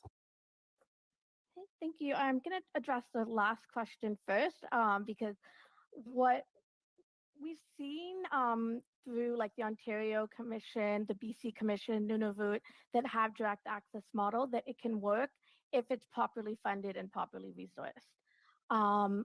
So what we're not advocating for one system over the other. We do feel that there is a strong role for a commission-like structure to advance large systemic cases, test cases. They have strong investigative powers that are required to, again, build that evidentiary base that I will come to when I address your first question.